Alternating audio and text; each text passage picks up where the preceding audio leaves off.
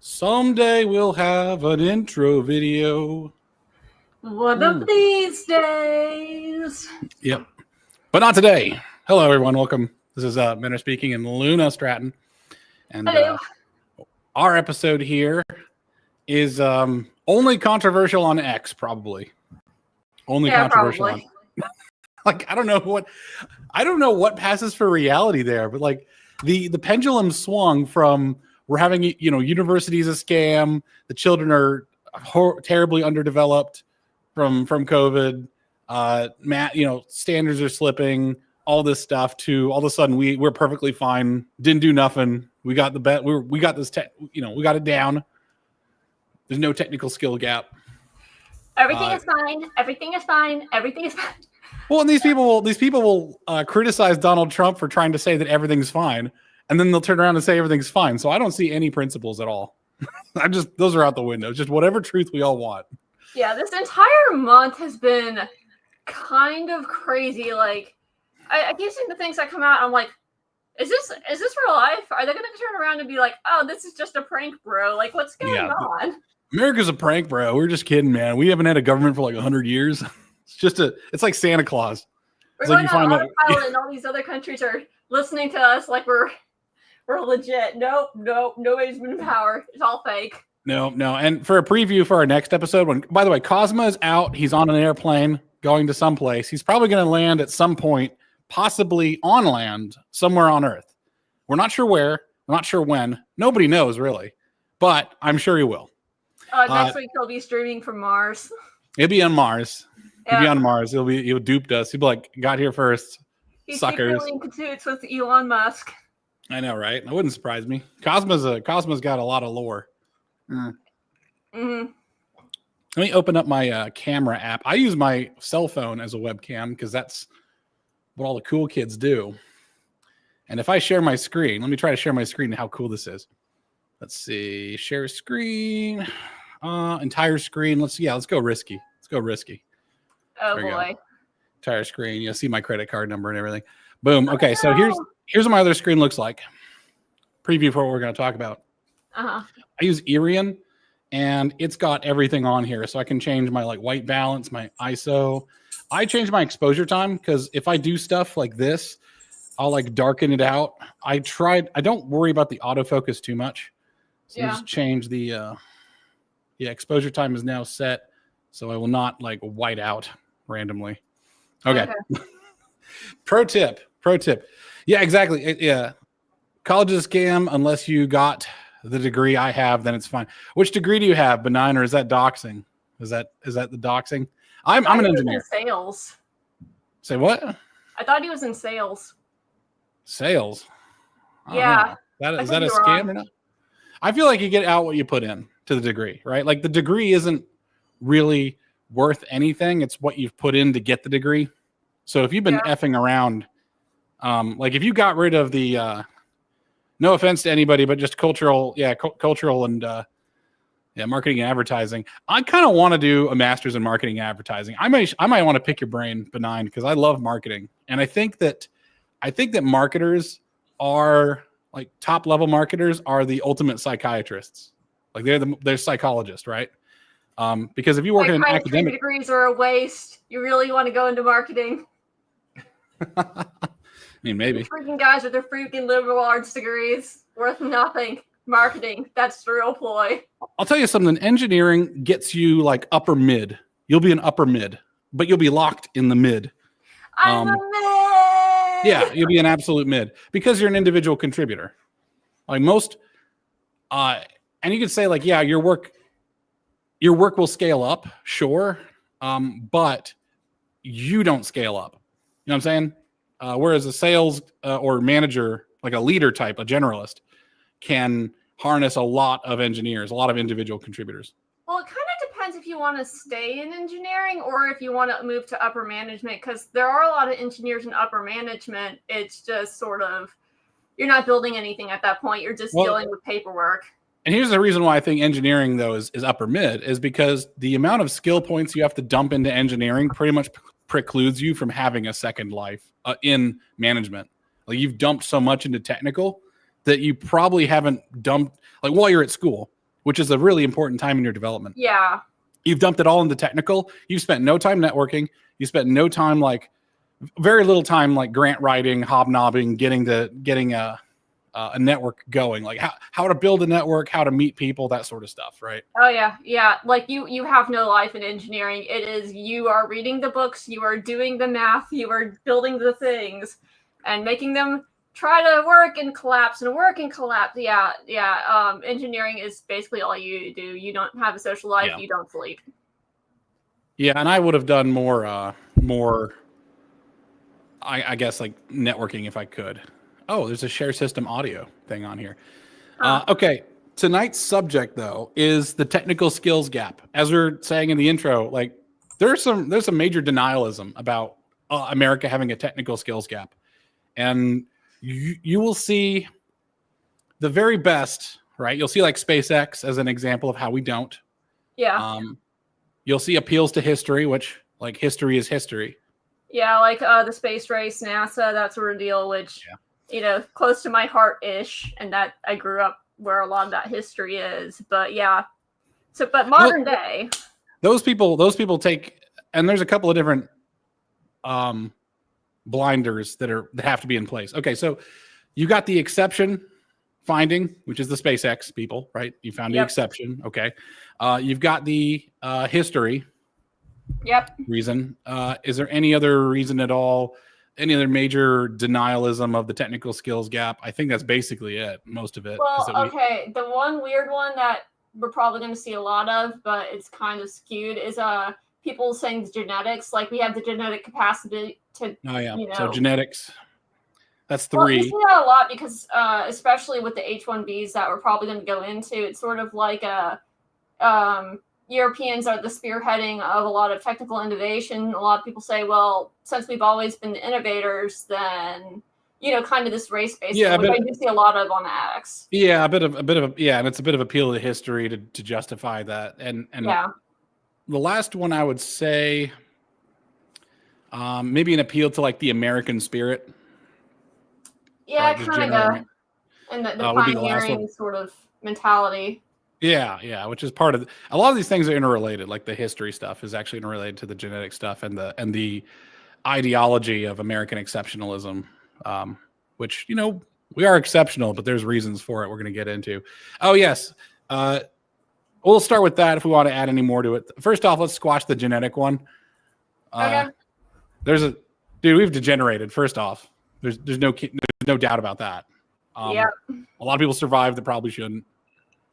That's kind of mean, but like also the boomers boomed.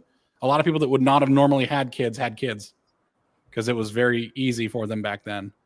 Those are people that probably would not exist today. The lack of morals, the degeneracy.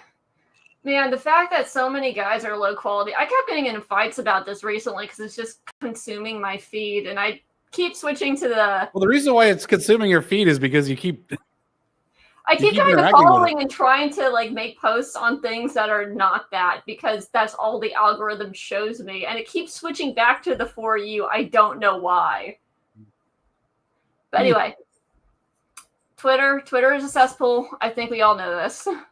Well, yeah, I don't want to get into like the man quality thing. We're just gonna go topic by topic, right? So like the genetic stuff is like, first off, genetics are genetics. They don't move forward, but also humans are known for neuroplasticity, and it's not like Stone Age Europeans were launching rockets and making telescopes. It took a really long time before they shot upwards and onwards, and it was very cultural. And you can see this with other non-inventive races like the Chinese. They tend to be more trait conscientious rather than trait open, but they're able to glom on and sorry, good. Also, to push back on that, like a lot of the technical innovations, like at least starting out at the beginning of history, you're talking about the Fertile Crescent, you're talking about Mesopotamia and Persia and that sort of area. Like when you think about the ancient world, that's all the ruins we got. Well, and also like the European continent is one of the most interconnected civilization clusters. It's not even like one civilization; it's a civilization cluster, and that has a big effect. So the network effect is engaged in that point. right? So, and also technical progress tends to be exponential. So as you're discovering new fields, you're going to see exponential growth ahead of everybody else. Everybody else might catch up eventually. But whoever has the maybe how long you can maintain the civilization and cultural knowledge handed down so that you can build on top to make these technical innovations. Like, if it's an upward curve, it's like you're battling against nature, and until you get to a point that you're able to sustain a culture and really build for generation upon generation, you're not getting there. Yeah. Well, let's. All right. Yeah. So do you want to move on past genetics? Yeah. All right. Yeah. Okay. I'm trying to keep the subject. I'm trying to keep the subjects kind of organized. It's all right. I just don't want to get. It's really easy to go down a rabbit hole with this and like get way off course. All right. So let's talk about history and culture then, right? So you mentioned history and culture. If the argument that we've got the culture for it, like Europeans and Americans, we have the culture for technical innovation. It completely disregards the fact that these cultural hand-downs are not to be taken for granted, right? Like most of the history of the West has been under some sort of guild or apprentice system. Yep. I was like, all right. And I would say, someone says like, well, there's no skills gap. And I was like, well, who's your mentor? Right. I can tell you my mentor's name. My mentor's name is, I believe is David Federline. He was my first technical mentor. He was, when I was a 12-year-old, he was a CEO at an engineering company, and he was also my figure skating coach. Right. So I didn't know. Yeah. So he basically, his biggest impression that he gave to me was, if you're a very technical, brainsy person, get your hands dirty, get your boots on the ground, and interact with the people who are building the stuff that you're making. And also, everyone's a moron. So just be slightly intelligent, and you'll rocket past everybody. Like it doesn't work. It doesn't. There's no magical intelligence that drives the world. So you just get in there and get your hands dirty. So he was pretty awesome. Yeah, sounds like a pretty good guy. Yeah. He also, also taught me. So I'm kind of thinking, like, to add to that, like, there are a bunch of civilizations that people aren't even considering. Like, of course, we have the apprenticeship model in the West, but also, like, how, like, the Chinese culture or Indian culture and the stories they handed down, like, they built buildings, they built things. They're very ancient civilizations. I feel like they really get discounted, even though they're not really part of the West. But the same sort of thing of they had apprenticeship systems, they had guilds, I think, in different sort of ways. It's usually father-son, right? It's usually father-son, or it's, you get these huge slavery bands where they're conscripted by the emperor or whoever's in charge. And they probably got these people on top that are the engineers designing these massive structures. Right. So let's expand on that some, because usually I think what civilizations tend to do is they tend to stagnate at sustenance, like a sustenance farmer, right? There's no reason for them to expand. There's actually a lot of technology that is required, like social technology that's required to go from a sustenance farmer to a commercial farmer that's expandable, right? And that's the difference, right? A lot of people have buildings, but where's the social technology to transcend mere existence at a family level to existence at a civilizational level? Because you could make a pretty good argument India wasn't a cohesive civilization. They'd probably agree. I think. Yeah, I don't think India, like, it was several different, like, scattered countries that were sort of all wadded together because of good old Britain. But yeah, you're talking about hundreds of different languages. You're talking about hundreds of different kingdoms, all in one country. Yeah, and then one of the technologies to make a culture go from individual family sustenance culture to civilization-wide productivity is, first off, you have to have a genuinely high trust. Well, I hate the high trust phrase for a lot of reasons, I think but you have to be able to, there should be institutions that are stronger than an individual will, right? And you have to be able to maintain themselves despite, onslaught by external forces, like, let's say you get raiders or different countries fighting wars. Like, yeah, you have to have enough of you have to have a predictable civilization, right? Like, it's okay to have to bribe people. It's not great, but if it's like always just 5%, then it's just a tax at that point. Yeah. Having raiders is a no-go, right? So that's one of the first things America had to deal with, is like America had degenerated right after the revolution because we no longer had protection from pirates. And now we had to we got down on that immediately as fast as we could, really.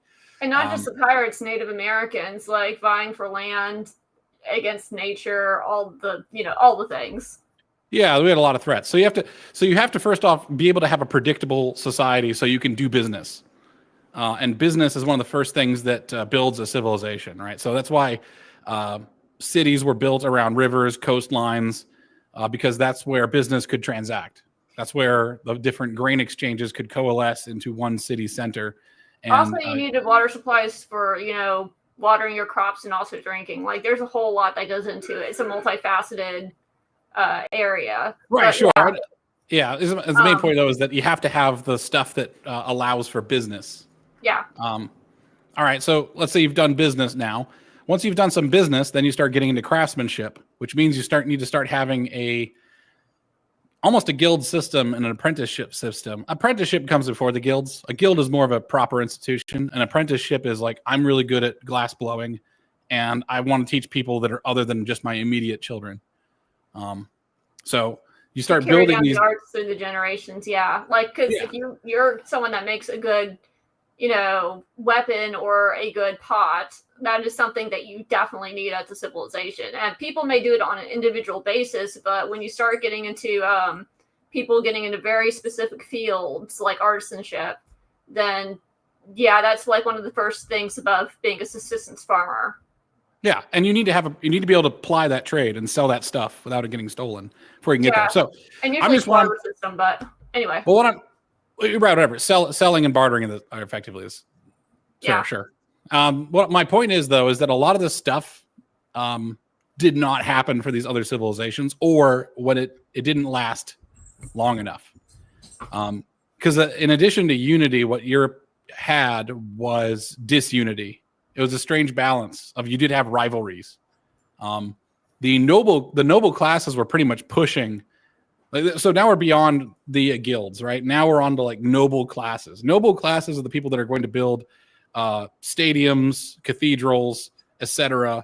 They're going to build armies. They're going to build some level of standardization, which then necessitates units of weights and measures. You then start getting the abstract arts, which are above the artisanship stuff. Abstract arts being okay, we've got this strange, kooky cult of Pythagoras. What can we learn from them? How can that be related over to other things? Right? And this is all ancient Egypt stuff. Yeah. So far. And also I think part of it too does come out of the defense against raiders. So even if you have a small civilization where you got, you're making up enough food that you can sustain your family, you got artisans starting to pop up, you got all these invaders that are just oh, you have food? I don't have food. I'm just going to come in and take all your stuff. So you get the rise of the warriors who defend. Right, yes. A standardized military. So, because that leads to the kings, because the kings, that was their primary duty, is to defend against all these external threats. So they were really the leadership that was organizing a lot of these military forces. And usually at first it would just be everybody that could possibly hold a weapon holds a weapon, and then that turned into specialization in that regard. Yeah, and if you live peacefully enough, it's actually it retards your ability to build that, because you don't need it then, right? So you need a certain balance of war, but enough war, not too much war. You need a certain balance of trade and openness, but not too much openness. So building civilization requires quite a bit of balance. Yeah. Right. So now we're getting to where we address the technical skills gap thing. We've gone on for 10 minutes about all the stuff that needs to happen to build a technical class. It only takes one generation to let that torch burn out, and then you start from scratch. I'm actually fairly against being an engineer. I understand that what's written down is actually about 20% of what it takes to build something. The amount of tribal knowledge is actually really high. Yes. If the tribal knowledge wasn't really high, then us engineers wouldn't get paid that much. Yep. And I feel like that is something that's definitely lost, at least in terms of what they teach you in schools. There are some that gets handed down, but I felt like I learned a lot more having discussions with my father or other engineers that were just, been in the field for a long time than I did in school. In school, you're grinding the math, and in practicality, like talking to the engineers that know what they're doing is a very different thing. Correct. I mean, if you could learn everything from books, then college professors would be able to just walk right onto the job of an engineer. Like if you taught engineering in school, you'd be able to demand a really high salary, walk right onto a job, and do better than everybody else. But the fact is, like, a lot of what goes into being a good engineer is more about being a good detective and more about being a good bullshit detector, and being very vigilant. Because stuff can go wrong. That, like, engineers have to build stuff that doesn't exist yet, right? So if it's always fun to ask this, because a lot of freshmen, I think public school makes everyone really overly abstracted. And I ask people like, what came first? Science, like, what is an engineer's relationship to a scientist, right? And they'll usually. Sorry, what? I said, oh, that's interesting, because I think, like, in terms of practicality, probably the engineer came first, just kind of based on figuring out how to get things to function. And the scientist, like, why does this even work this way to begin with? Right. You know, I mean, it's kind of a different mindset. Usually the answer that I get is that the scientist figures out how things work, and then the engineer builds it. And what you've described is correct. Yeah, what you've described correctly is the opposite. Yeah. Okay. All right. Real quick. How old is the discipline of science? I mean, are you doing science defined by basic observations, or are you doing it in, like, the modern sense? Your call. I'm gonna be right back. I'm listening, but I just want to get some more whiskey. Okay. Well, if you're talking about science in terms of, like, basic observations, why does everything behave the way it does, then always, like, as soon as a person had a thought, like, yeah. But in terms of modern science, and that, you know, you have the chemistry, you know, it's like, well, do you define the study of chemistry of you throw the rock in the fire and it changes colors, or do you define the art of chemistry, which anyone can figure out? Anyone can throw the rock in the fire and figure out. All right, what's the difference between alchemy and chemistry? Yeah. I'm taking you way back in time. Scientific method. Scientific method. Okay, it's scientific basically method. The difference there is that one sort of practicality, and the other, like, with that sort of ideology behind it, and the other one is more what is. All right, so mere observation will lead you into mysticism, like the alchemists, right? Yes. Benign number station is guessing the Renaissance. I'd say much later, I think. When does the Renaissance end? Like 1400s? Francis Bacon was the first one, because science is a pretty strict. If you deviate from this process, it's no longer scientific. You have to first method and all that stuff. Yep, you have to first make a hypothesis. A hypothesis. You have to make a theory on how something operates, because only when you start with a theory can you then invalidate it, right?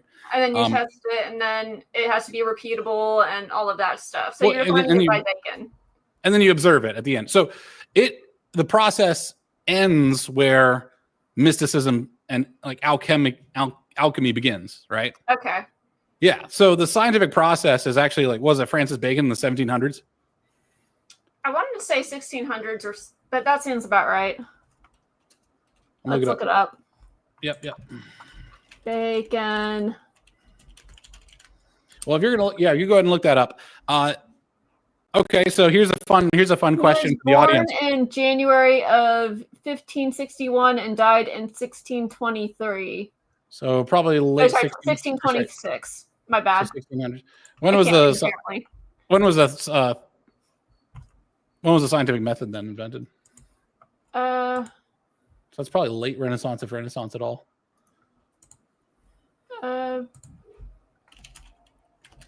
Yeah.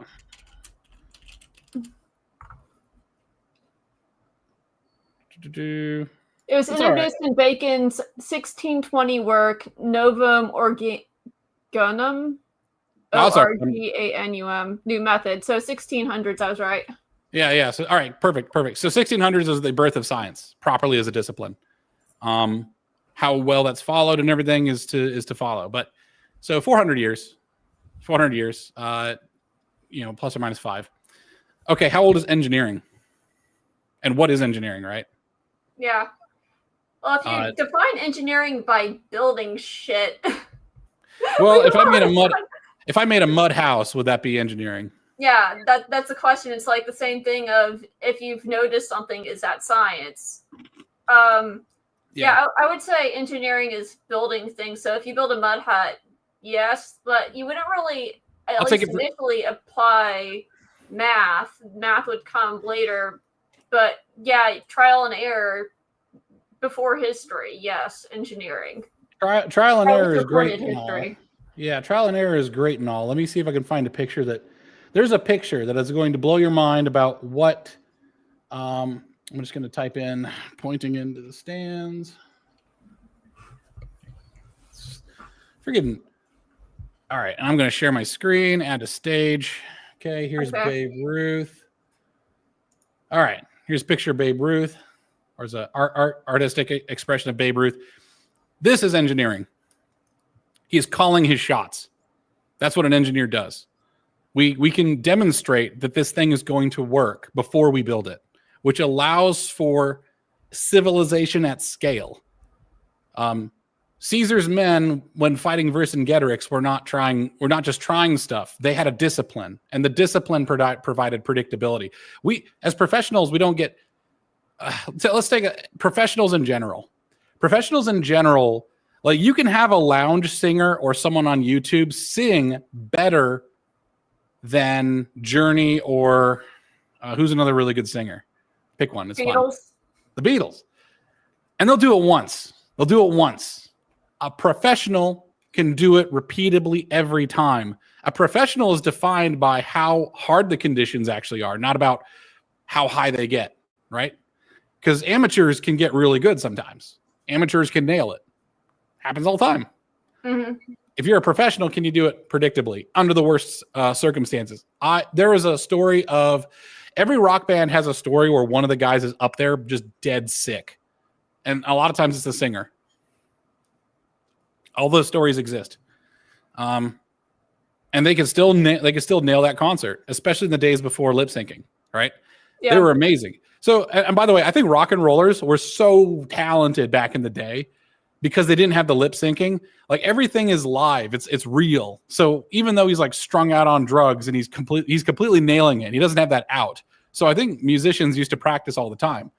That is why that's why I don't think modern musicians are professionals. I think of them more as just like brand ambassadors, like influencers almost. Yeah. So I see your point, and I think that is something that defines engineering, but I don't think that's a good definition necessarily of the engineer. Like, I couldn't call a singer, an artisan, an engineer. No, I said professional. Professional gets predictable results.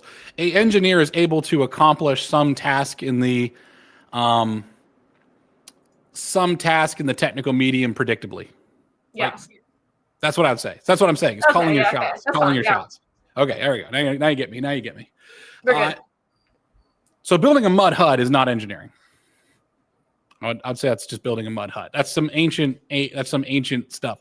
The first engineers, as far as I can tell, were probably. Oh, really? Is that why? Twist and Shout only sound that way because John Lennon singing a baby now. Yeah, that's a good one. I love that song. Yeah, I like the Beatles. Call me mid. I'm a pumpkin spice latte Beatles loving guy. Okay, and I got my alpaca poncho, and I don't have Ugg boots. I got cowboy boots.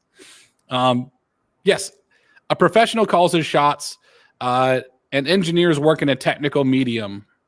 It's very loose of what an engineer is in terms of that technical medium. So, like, is a software engineer an engineer? A lot of software engineers are just trying shit out all the time. They have no idea what they're doing, or they have an idea what they're doing, but they're doing it iteratively. I feel like that's systems engineering would be more of a fluctuating of, is this really engineering? It depends. I mean, it depends, right? Like, it depends. Are they calling the shots? Because I've tried. By the way, I've thought about this for my entire life. Like, what is an engineer? Because I've thought about, is it about technical skill? Is it about creating documents? Is it about building physical things? And every single one of those theories had a flaw in it. But the one thing that's always common, and then the thing is, like, you have to look at the exceptions too, because the software engineer that's just engineer who's just effing around and gets stuff working, is that really an engineer? I would like to say in my heart, no. That's just someone that's like an inventor at best, you might call him, like an eccentric inventor, right? Mm-hmm. It's calling your shots. It's being able to say, like, this is going to take me 6 weeks, $120,000 budget. I'm going to need 2 members of staff, junior engineers, and that's it. And like a ton of coffee. And it's like, I will produce this for you. Like, it is on time. That's actually one of the things for engineers too, is like when I was learning to be an engineer, it's like your deadlines are it. That is it. If you don't hit your deadline, like, you're out. Yeah, and it's also kind of a thing of, okay, so there, you could always solve the problem, but how accurate you needed to be changed how, like, much time you needed. So if you didn't need a lot of time, you could just do it on a napkin in the middle of your lunch break. But if you actually needed to go decimal places down and needed significant time and effort to get it super accurate, you would go through all of the deep equations and spend 2 weeks on it. So you can spend 2 weeks on it, or you can spend, maybe 30 minutes. It's whether or not you need to be that accurate. Well, and accuracy is also a thing, because I could say, like, I could get you onto the moon, but if you want it within the Sea of Tranquility, plus or minus 5 kilometers, that's going to be a different task, right? Yeah.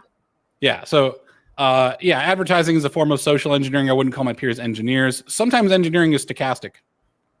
Is that I would say that if you're it would be, it's not a technical medium at that point. It's a psychological medium, but I could see the using engineering as like an analogy or something, right? I try to keep it technical. Does it have to be? I don't know. It depends on when you ask me. I'm going to change my definition a little bit because it's not quite well defined. Because is it still engineering if you are getting a predictable result, but you are not in a technical medium? You're in like a psychological medium, right? That's a really good question. I don't know. Depends on if you want to. Everyone wants to be an engineer, so anything that reduces the prestige of engineering and reduces the purity of it, I reject. Yeah. So obviously, if you're a custodial engineer, I just tell you to go fuck yourself. I was like, it's not a.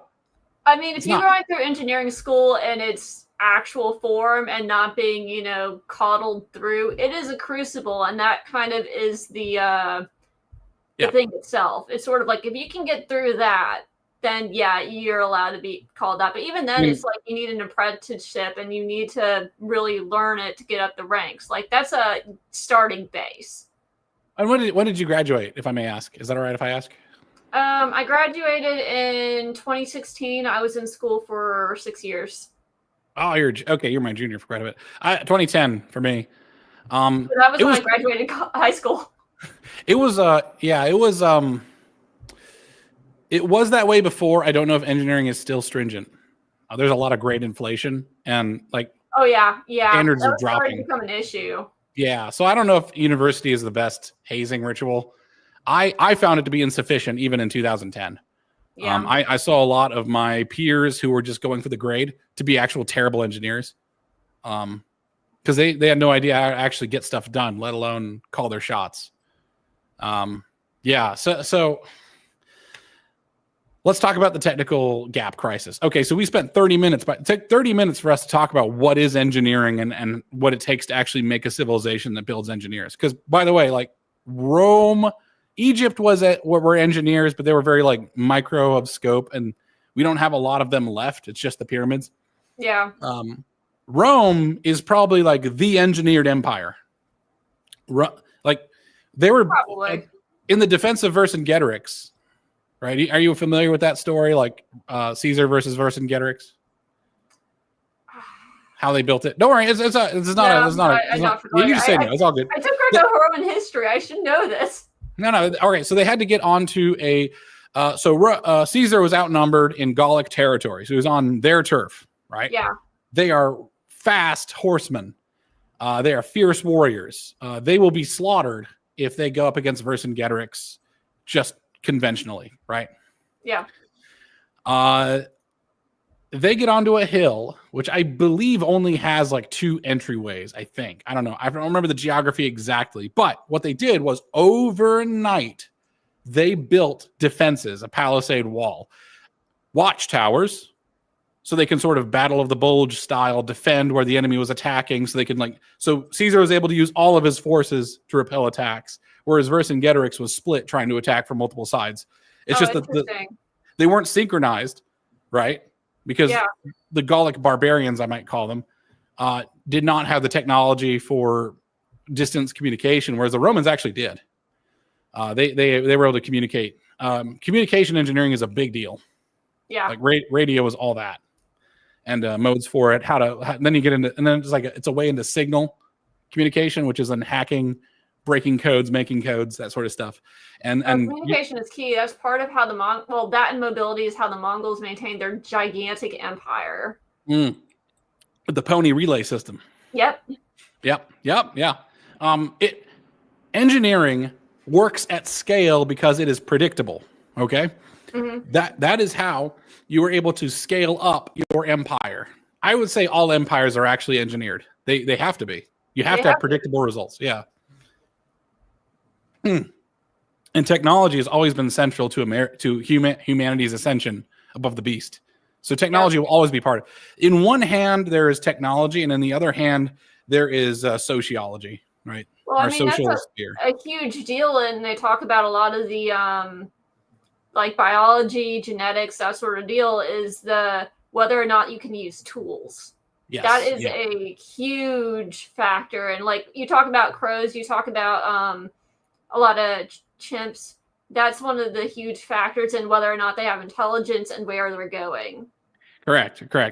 And it's funny because the use of currency is actually far easier than the use of technology. It's way easier to use a dollar than a stick. Mm-hmm. Yeah, it's fascinating stuff. All right, so all this to say that civilization is built on people getting predictable results. This takes a lot of social technology to build up to. This is beyond apprentice and artisan. This is actually for an entire empire like the Roman Empire to run. It had academies of mathematics and engineering. If you are an empire, your academies are sacred. They are not only that, it's the institutions. You talk about all roads lead to Rome and their methods of making concrete that are still standing today. I mean, we still can't remake the concrete as far as I know. I think there's some YouTube videos that get close, but it's well, the thing is, and the thing is, technology is a funny thing because you throw it away as much as you build it, right? So, would I want to build a Roman road? I probably actually wouldn't, because our current roads have to also be comfortable and also bear massive weight. Whereas it makes the Roman roads look a little bit like a goat path. Mm-hmm. You show me a 8-lane highway that carries semis. I'm like, the Romans would probably be pretty damn impressed. Like, holy hell. And it's we have to rebuild it constantly because it's just the material is volatile. Yeah. I mean, it's essentially, technically asphalt is a liquid. Didn't they have lead in their aqueducts too, and that made them go crazy? No, well, okay, they did have lead with their aqueducts, but the lead gets crusted over with calcium deposits. Yeah. So, I mean, you have lead in your water pipes now. I guarantee you, if your water pipes, I mean, I think all water pipes pretty much have that. That's why there was a bit of an issue when we switched our bleaching methods a few years ago, during the Obama administration. And that's why red tide started coming through all over the place. Oh, interesting. I didn't know that was the case. I kind of heard about that, but lead it's actually funny because lead, what is the Latin word for lead? It's the PB symbol. Everybody in chat, try and do it. I'll give you guys a 30-second grace period. I try to remember what the name of it is. It's funny. It's a very funny word. All right. 10, 9, 8, 7, 6, 5, 4, 3, 2, 1. It's plumb bum. Plumb bum. Isn't that funny? Which is where the word plumbing comes from.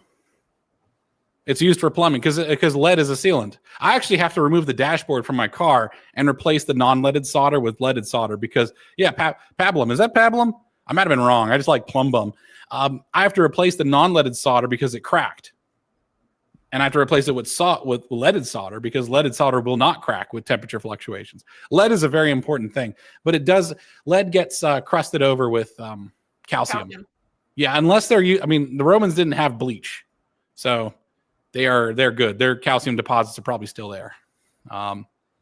Yeah, lead only really hurts if you use it as lining for cans.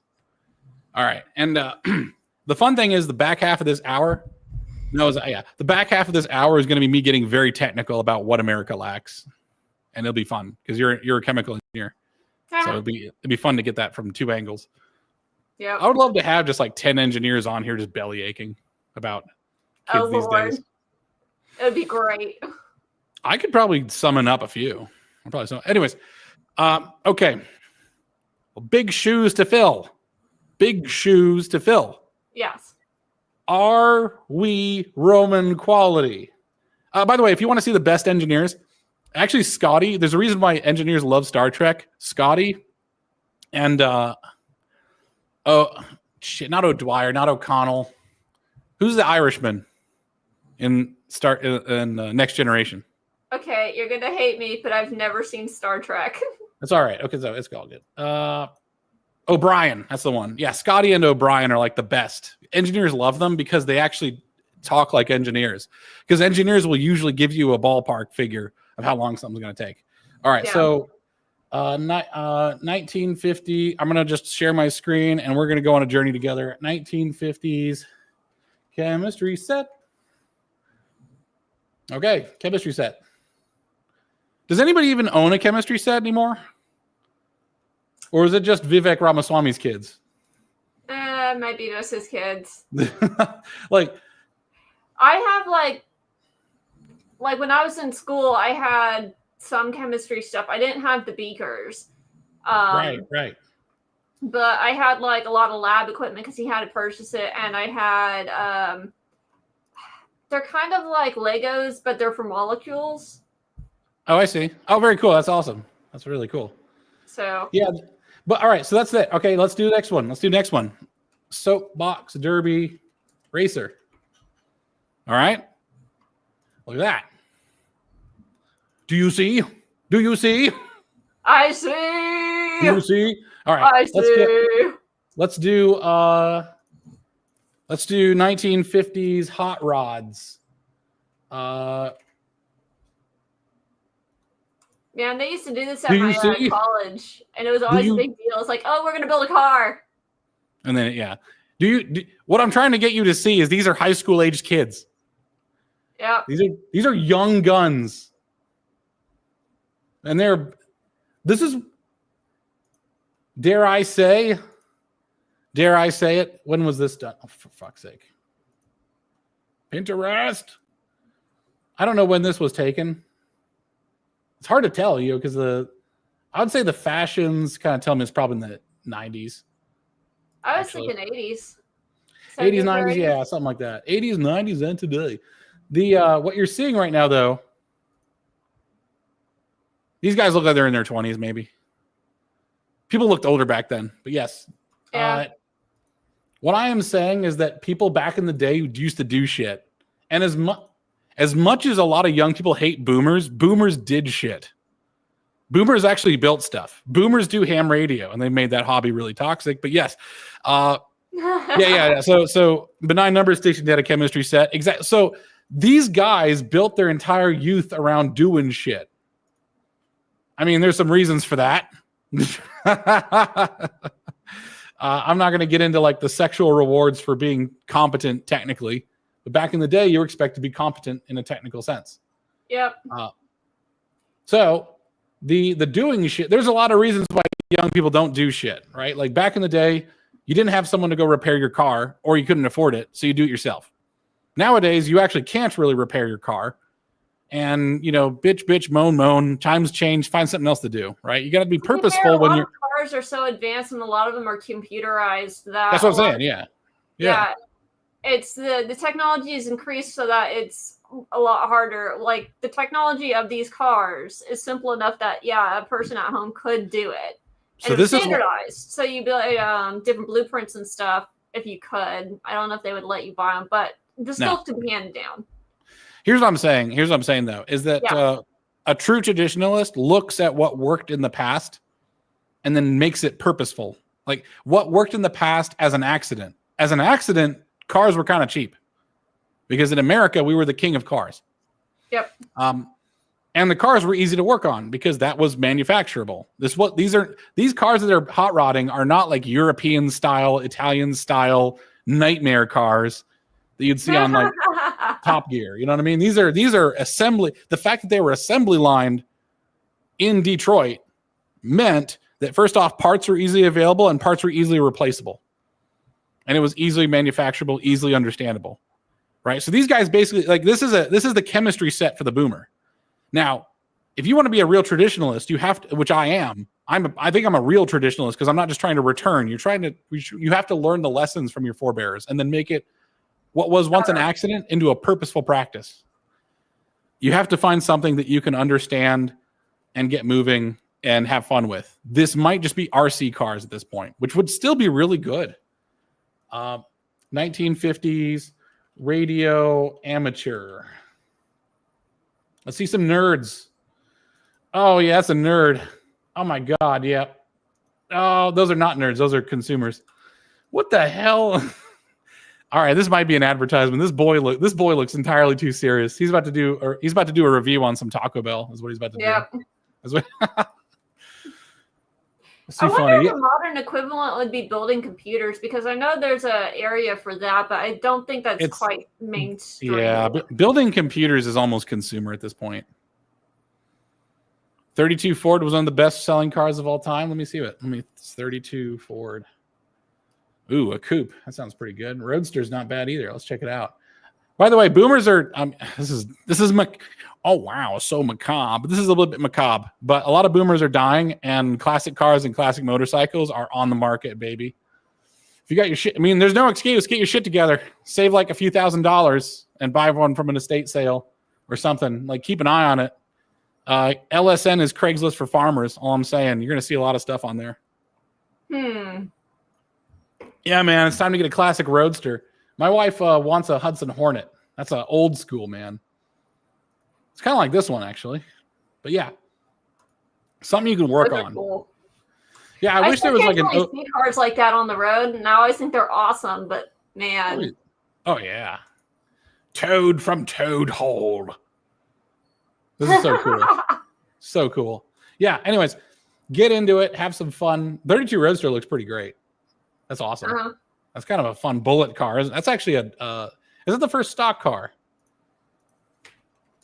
First stock car. I had someone tell me that there's no technical skills gap. I was like, I work on a NASCAR team and there's plenty of mechanics here. I was like, okay, well, there's plenty of people in the NBA. It doesn't mean that America doesn't have a freaking obesity crisis. Like, good for you. We got a technical crisis. Yeah.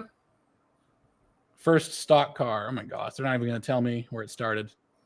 1934 Ford stock car racer. 1934. So that's 2 years after the 32. That is fascinating. Get out of here, Babe Ruth. Yeah. Upper body strength having big old fat hot dog eating racist. Get out of here. Just kidding. That's just a normal guy from the 20s. Oh, their moms drove.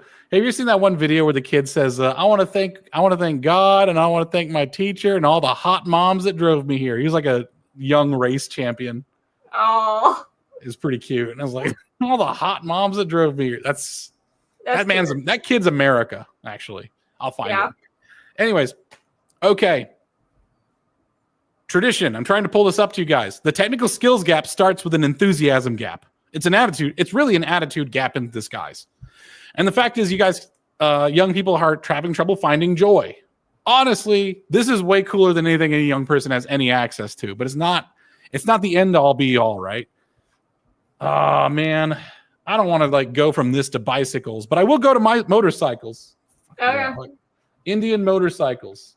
I am being a little bit cheesy. It is within a young person's ability to buy and maintain and modify this.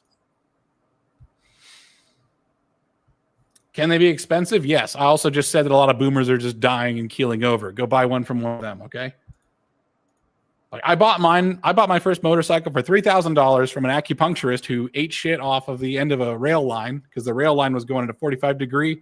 It took her front wheel. She went down and she just didn't ever want to get back up. Right. So I bought the motorcycle. I even bought her jacket, actually, which fit me really well back then because I was a svelte, slim young man. Let's see what the Triumph looks like. Yeah. If you want a motorcycle, if you want to help something with your testosterone levels and your technical skill, get a motorcycle. I have brought my motorcycle up during engineering interviews because it was like they were asking, like, what's a good example of something you had to troubleshoot? And I had to say that I had a leak between the oil cylinder between the two engine blocks on my V-twin. If it works, it works. Oh my gosh, I cannot type here. Triumph motorcycle. Well, and the thing is, like, my process was this is actually something you could buy a manual for too. You know what I mean? So you can actually buy the blueprints you were talking about before. Yeah. So if you want to buy a Triumph, let's say you bought that looks like a pretty sexy bike. Also, ladies like the motorcycle. Okay. They'll say they don't, but they do. They're full of shit. Yeah. They will say it's dangerous. Just ignore them. Drive it anyway. Ladies like it when you engage with Darwinianism. Ladies don't mind it. Triumph Scrambler. Hey, what's up, Hadley Dooley? Nice to see you join us. We're talking about how to bridge the technical skills gap quickly. Yeah. Triumph Scrambler. Let's see a Triumph Scrambler. All right, so here's a Triumph Scrambler. Looking pretty good. It's almost like a crossover. Crossover is something that's between a cruiser and a sport bike. So Triumph. I almost said crossover. Triumph was it Scrambler? Hard to carry groceries on a motorcycle, to be honest. Well, you get yourself a lady passenger and she'll carry I'm just kidding. I'd get saddlebags. Saddlebags I used to pack would fit 2 1-gallon milk jugs in each bag. Okay, that's pretty good. Yeah. I was actually a motorcycle was all I had when I was in college for the entire duration of college. Yeah, I didn't have a motorcycle ever, but yeah, I was thinking that like cars now are stupid expensive. Like mine was a fairly cheap car and it was in the 20 grand like years ago. But yeah, this is a cheap alternative. Like you can't afford a car, don't get a motorcycle. If you're a young man, I could only speak to young men. I have no idea what young women should do. Honestly, if I was a young woman, get a boyfriend that has a motorcycle. I got no problem with that. Yes, so depending on your year, right, this is what you get. It's a Haynes or Climber manual. I had a Climber manual because I had a Honda. And you could actually buy all the parts online. Like here's the manuals, but you can buy parts and work on it yourself. So they're bada bing, bada boom. You now have boomer access to mechanics for not too much money. Now, all money is a pain in the ass to get together. You asked me to get a few $100s together, even at my stage in life. I'm like, I got to think about it because I'm a stingy motherfucker. You should be a stingy motherfucker too. I kind of am in a dumb way, and that I never spend money, but most of it just gets dumped in my savings account or my my stocks. Yeah, that's right, Hadley, dude. That's why you get a motorcycle on the cheap. It's like a project bike. Figure it out. You don't have to do this, by the way. I'm just saying this doesn't have to be a motorcycle. It doesn't have to be anything. Get something that you can work on that you have to figure out, that you're responsible for getting working. It doesn't matter what it is, but it has to be something that you have to work on because that is the beginning of what an engineer and a professional is. And so, Hadley Dooley, one thing you missed was that the definition of a professional is someone who can call their shots. So the difference between an amateur will say, well, I'll fix it when I fix it, right? It's done when it's done. That's an amateur, okay? It's done when it's done. Yeah, so it's done when it's done. A professional knows a professional can look at some plans, understand the system and what can happen, and can give you an over-under on what it's gonna take, right? Like when you go to a mechanic, they're supposed to be a professional. Imagine if the mechanic said, I'm not sure how much it's gonna cost, I'm not sure when you're gonna get your car back. You go to a different mechanic, right? Yeah. Oh God, the amount of Okay. Yeah. Story real quick. right, real quick. So when I was in college, I heard something wrong with my car and it was acting really weird. So I brought it to a mechanic, and then the guys were like, "Oh, it's fine." And then later, my dad brought it to a different mechanic. It's like, "Oh, this is not fine. You're having issues with this part, and by the way, it's leaking carbon monoxide into the tank, the cabin." Oh, okay. Interesting. Yeah, so I was like, oh shit. So all those times I was sleepy and rolled down the window even though it was super cold, and I started feeling fine after that. Yeah, that was kind of scary. It's not a bad idea to have a carbon monoxide alarm in the car. I'm surprised they're not required. But I'm not here to like advocate for more regulation. What I'm saying, guys, though, is that you have a system that you can work on and screw up at home, not on the company dime. It's on your dime and on your time, so that when it's time to go to a company and work for them for money, they know what they're paying for. Because when you are in a technical field, you are the mechanic. You're supposed to tell your company how long it's going to take, how much it's going to cost. Right? Yep. Like if I'm a week late on something at work, my boss will let me know about it. He'll give me a lot of shit. Right? I try not to let that happen. I try to be on top of it. I do my best. Usually what you learn as an adult is just don't give estimates unless you really, really are sure. Mm-hmm. But if you can give estimates and you're accurate, you will be like the top guy. That's the difference. Okay, so skills gap. Let's talk about the skills gap. So we've addressed the attitude gap of what is a professional. What is a professional? Someone who can call their shots, get it done within the time frame and money frame that they prescribe at the start. How do we get the actual skill gap of Americans is pretty big. And that is entirely related to our university system. If anybody, so there was a famous tweet. If anybody says they have a STEM degree, I should have a job, tell them to go fuck themselves. That was what 20 years ago people would say, I have a college degree, I deserve a job. No, you're not entitled to anything. Okay. First off, that's not professional. Okay. Entitlement is not a professional quality. All right, so let's get rid of that. Okay, we're professionals. We want to be professionals. Let's be professionals.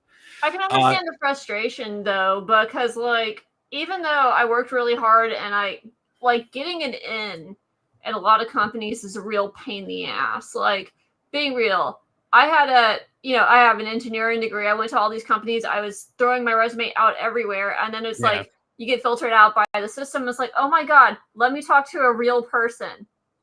Stop using these stupid algorithms. Have someone actually look at my resume. And it's like, no, you have no skills. You have nothing. You just get a skill. You're worthless. You're worthless. And it's like, oh, this is frustrating. Yeah, anyway. So I can understand the frustration, but it's sort of like, no, you're not entitled to a job. I'm sorry. You've been failed. Right. I want to I can't find it. I'll have to find it. All right. So you're going to just take it on. I was going to find a site that would tell you what my qualifications were. I realized, all right, I was a real professional. Okay. I was a real professional when I was a student, and I realized that my college had failed me. Okay. And I'll put this up. I realized that my college had failed me, and because I saw that every senior did not have a job lined up. This is the financial crisis after all, right? 2010 is only 2 years after 2008. I watched the Dow plummet 700 points a day. Good God. Like massive amounts. Okay. That was my call. That was what I was going to the job market with. I realized that another part of being a professional is that you take responsibility. If you ever make an excuse for anything, all right, this is kind of mean. I got permission to be a little bit mean. Sorry. I'm an old, like weathered ass old engineer. I'm nearly middle age. If you make excuses, go fuck yourself. I agree with you. Yeah, even if the excuses are super valid. Like that was the thing that when the first thing I learned when I started working is mistakes are going to happen. And yes. And the worst thing you can do is lie about it or try to cover it up. Correct. Like you have to fix your mistakes, and it's okay. We make mistakes. That's fine. That's how you learn. That's how you get better. Is you screw up. And if you screw up, you have to take responsibility for it. You have to like fight hard for it. You have to. All right, so back on the track though. If you make an excuse, go fuck yourself. You are responsible for the problems that happen. Like the thing is, the reason why they're a professional is the buck stops here. So even if it's not your fault, you do have to take responsibility, bite the bullet, say that you didn't take that into account. Like, right? So like, and it's not that hard to say I screwed up and I'm going to fix it. Yeah. The what I'm saying though is this applies. If you want to make this apply to your career, make it apply before you even graduate. Your lack of attention from the job market is your responsibility. Everyone is, if you're in the STEM, by the way, and every time someone says STEM, they really just mean engineering. Am I right? Like, yeah, kind of. They don't mean mathematicians. Or use STEM and they refer to scientists or mathematicians. Yeah, we've never been like, oh, we need more scientists. Like right now, we need engineers. Like, we don't need. What is technologist even? Like, what is a technologist? We don't know what the fuck that is. It's a, what is that? Technician? Someone who's gonna like change the oil in my car? Yeah, like okay, that's fine. It's blue collar engineer. So we got engineers and blue collar engineers. That's fine. If you're gonna be an engineer and a professional, the first thing you need to do is stop blaming the job market for the job market. When I was young and I was in college, I did not blame the job market. I just knew I had a big challenge. So what I did was I tried to make it as compelling a case to hire me as possible. I worked my ass off. Like no one, by the way, this is not your fault. First off, you have to, as a professional, you take responsibility. Everything is your fault. Personally, inside of yourself, you need to realize this is not your fault and not take it personally. That's another professional quality is don't take stuff personally. Yeah. The job market sucks. It blows. It's horrendously unfair. They're not really looking at you as a human being, as a person. They're treating you like shit. Honestly, it's horrible. You got tons of like immigrant, cheap labor coming in. It's terrible. That pisses me off so much. Yeah, and the thing is, you just have to fucking deal with it because you're a professional. Do you think the engineers? It's all these guys from India, and they're just hiring their own family members, and a lot of them don't even know anything. I'm sorry to say that, but it's true. No. And I'm going to say right now, the young man who wanted to despair and bitch and moan about it, and it is bitching and moaning. You are in Rome. You are in Caesar's legion. You were on the hill. Vercingetorix outnumbers you 10-1. Are you going to bitch and moan, or are you going to build some stuff? I suggest you build some stuff. Having fairness is hyper unusual. Having fairness is actually a bizarre modern construct. Usually the fights were unfair. Yeah. You need to be that. You need to be one of the engineers of Rome. Do you deserve? You want Rome? Then you need to fight for Rome. You need to deserve Rome. Show me that you deserve Rome. You are outnumbered 10-1. You are probably going to die. You have people that are trying to run away, right? Mm. You have to build the palisades. You have to trust the plan. Be loyal. Have patience. That's how you become a hero. Like that's how you get out of the mess. That's how you survive. Yeah. I'm trying to. In other words, this is part of the attitude. This is part of the attitude. Howdy doodly, you do better. Do better. It's inside of you. You can do it. You can do it. Okay. You have to manifest. You have to fight. You have to fight. So when I was a kid, when I was a college student, I knew the job market was dog shit. None of the seniors in my graduating class before me had a job lined up. That is scary as shit, but it's true. I didn't either, but yeah, it's very true. Like that was a thing of something I noticed with a lot of engineers my time. Yeah, definitely. Oh, do you have a job lined up? Nope. The only ones I did were doing co-ops. And so here's what I did. Like the company was going to hire them fresh out of school, and then they were going to say, "Oh, we have 3 years experience," when they didn't, and they already had clearance, and they didn't tell us that. Right. Yeah. So, but vast majority of students had nothing because it's sort of like I'm tired. I haven't seen my family in forever, and I just got done with this. Oh, now I have to go find a job. Yeah. Right. No, it was. A lot of people, nope, nothing. The good times are for those who are willing to go through the bad times. This is the bad times. Yep. Are you going to rise up and be a hero? What? You know? Are you going to rise up and be a hero? This is the bad times. This is when heroes are. Who are the strong men? Who are they? That are made in the bad times. This is the bad times. Show them to me. Summon them. To quote Bonnie Tyler, I need a hero. Here's waiting for a hero till the end of the night. Yeah, exactly. Yeah, it's pretty good. Pretty good. Here's what I did. This is my hot rod. Okay. Not this circuit specifically, but I learned circuit board design. Before I graduated college, I had designed about 50 different circuit boards. And I got rid of it earlier, but those circuit boards went on rockets like this. I went to an aeronautical school and I was like, how do I make my shit as badass as possible? How do I make my shit as cool as possible, right? And I was like, put it on a rocket. I go to an engineering university that's really specialized in rockets. So let's get a rocket. All right. So I put myself on a rocket. I was part of the team that won the first place at the Green River sounding rocket competition. I was a complete piggybacker. Dustin Kohler, if you're out there, I rode your coattails. I'm not gonna lie, but I appreciate the ability to put my stuff on the rocket.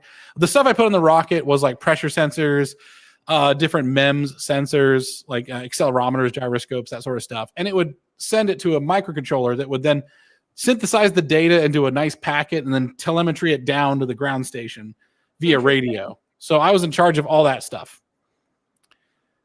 Howdy doodly. That's your job to figure it out. That's your job. Everyone has a hero. Everyone who in history has looked up to someone else. You're going to have to find someone to look up to. Anyways, I went ahead and had the best. In other words, when I went for an interview, I had the best stories possible. I also had a personal network that I had built from making this stuff. Now, obviously, my sounding rocket was not that big. If I do Haro, payload, NASA, ERAU, am I on that? Is that Barjatia, you son of a bitch? Fuck you, Barjatia. I'm sorry. Barjatia is a good guy, but he was Okay. He was frustrating to work with. Okay. Yeah, so I had people that I had connections with. That helped me get a job.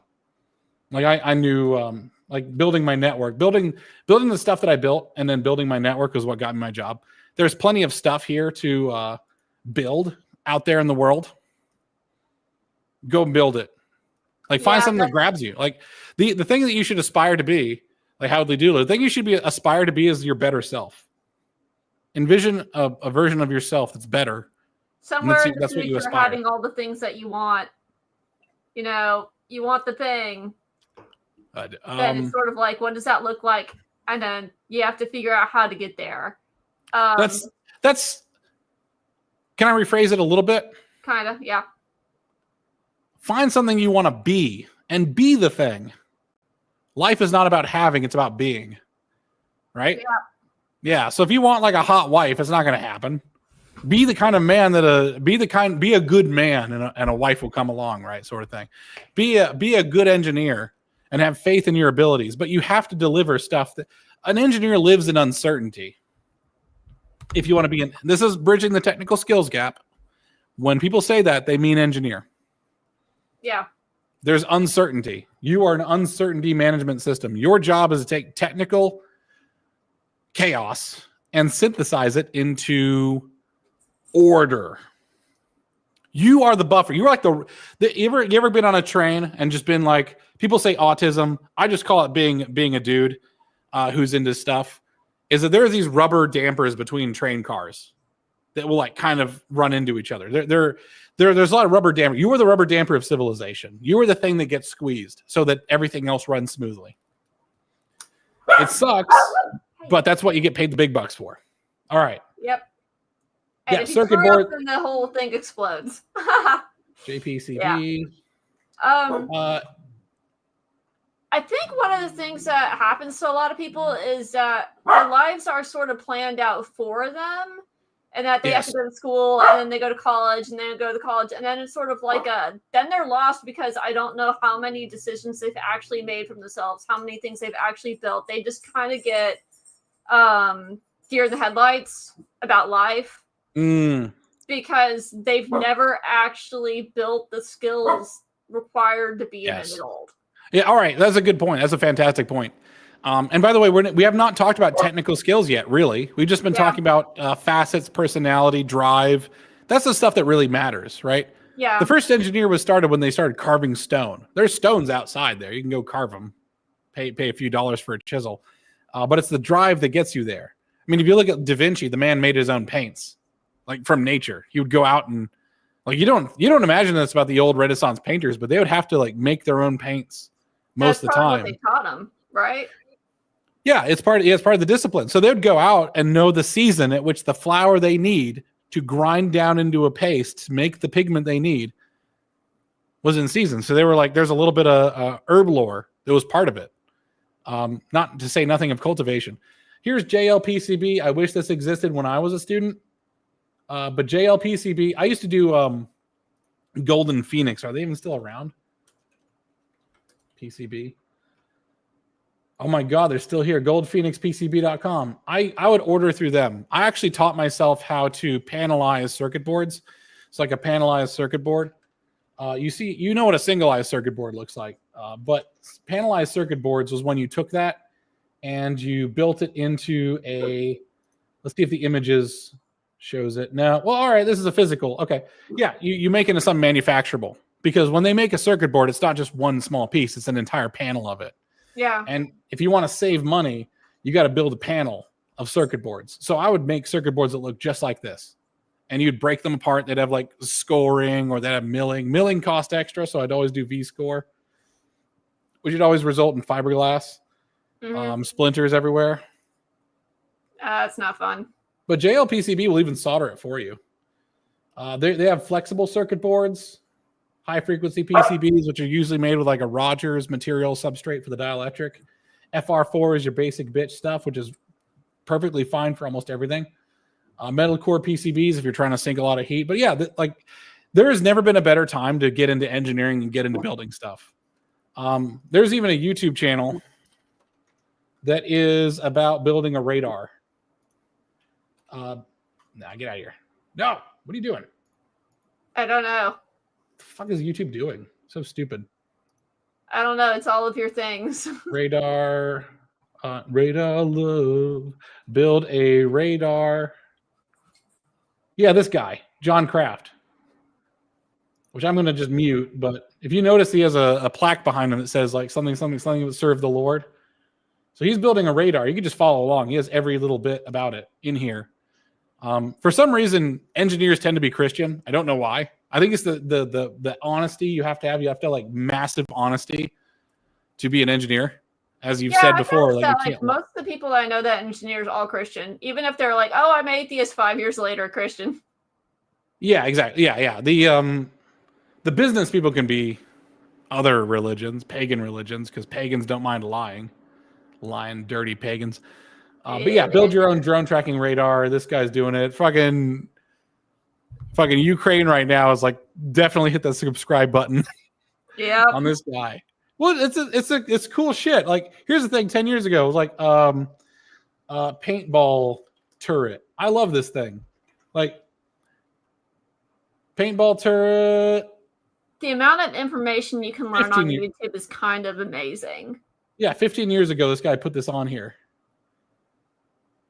And this is before AI. This is before AI image recognition. And you can see what's going on the screen there. It shows like where it's going. And he even tries to lead the shots. Right? So he's got a paintballcentury.com. It's long gone. Paintballcentury.com is long gone. The video is here with us still. So it even has the old like troll face or like the old like angry face from like back in the day. I love this guy. This thing got my motor going back in the day. Absolutely.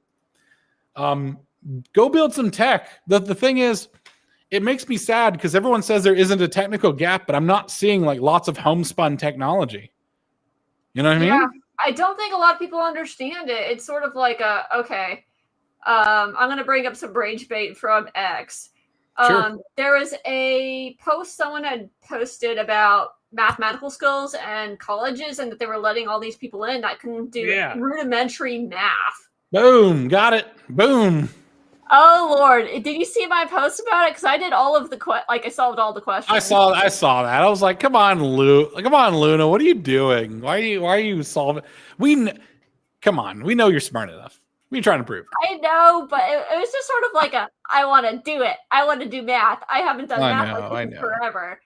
It would be funny to... Yep, I still got it. I'm not even gonna lie. 6-year-old me could do this. I know. 6-year-old me could probably also do this, but it's sort of like I want to solve it for just because.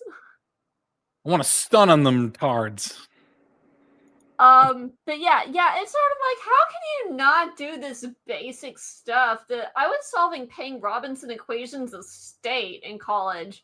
Like, this I don't know what that is. Elementary, and it's sort of like you should know this out of grade school. I mean, I know no stone, but apparently. But yeah, I feel like that's a lot of the real tragedy is this. It's not just the skills gap; it's the knowledge, like basic knowledge. Why is biology so dog shit? Wait a second. Growth of Math 2 population by major. Oh, sorry. Wait, Matt.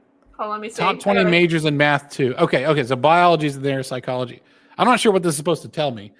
UC San Diego has released a new report documenting a steep decline in the academic preparedness of freshmen. The number of entering students needing remedial math has exploded from 1 out of 100 to 1 to 8. 1 out of 8. Oh, good God. Okay, so this Math 2 is remedial. Okay, understood. They've had to create a second remedial class covering elementary and middle school math skills in addition to the one covering gaps from high school. So this is, all right, yeah. So biology, okay, yeah, so biologists, you guys are fucked. What are you doing? Yeah, what are you doing? Psychology, I can understand. Lots of math. Business economics. Oh, psychology is the next one up. Yeah. Why does someone who's in mathematics need to go to remedial mathematics? That's fucking, oh my God, wasted. At least electrical engineering. Oh God, aerospace. I was an aerospace engineer. Mechanical engineering 9. Yeah. Like, are there any chemical engineers on that? Hold on, let me read. There's biochemistry. I guess there's computer science engineering. There's chemistry. It's probably not chemical engineering, but chemistry is probably close enough. I dodged the bullet. Yay.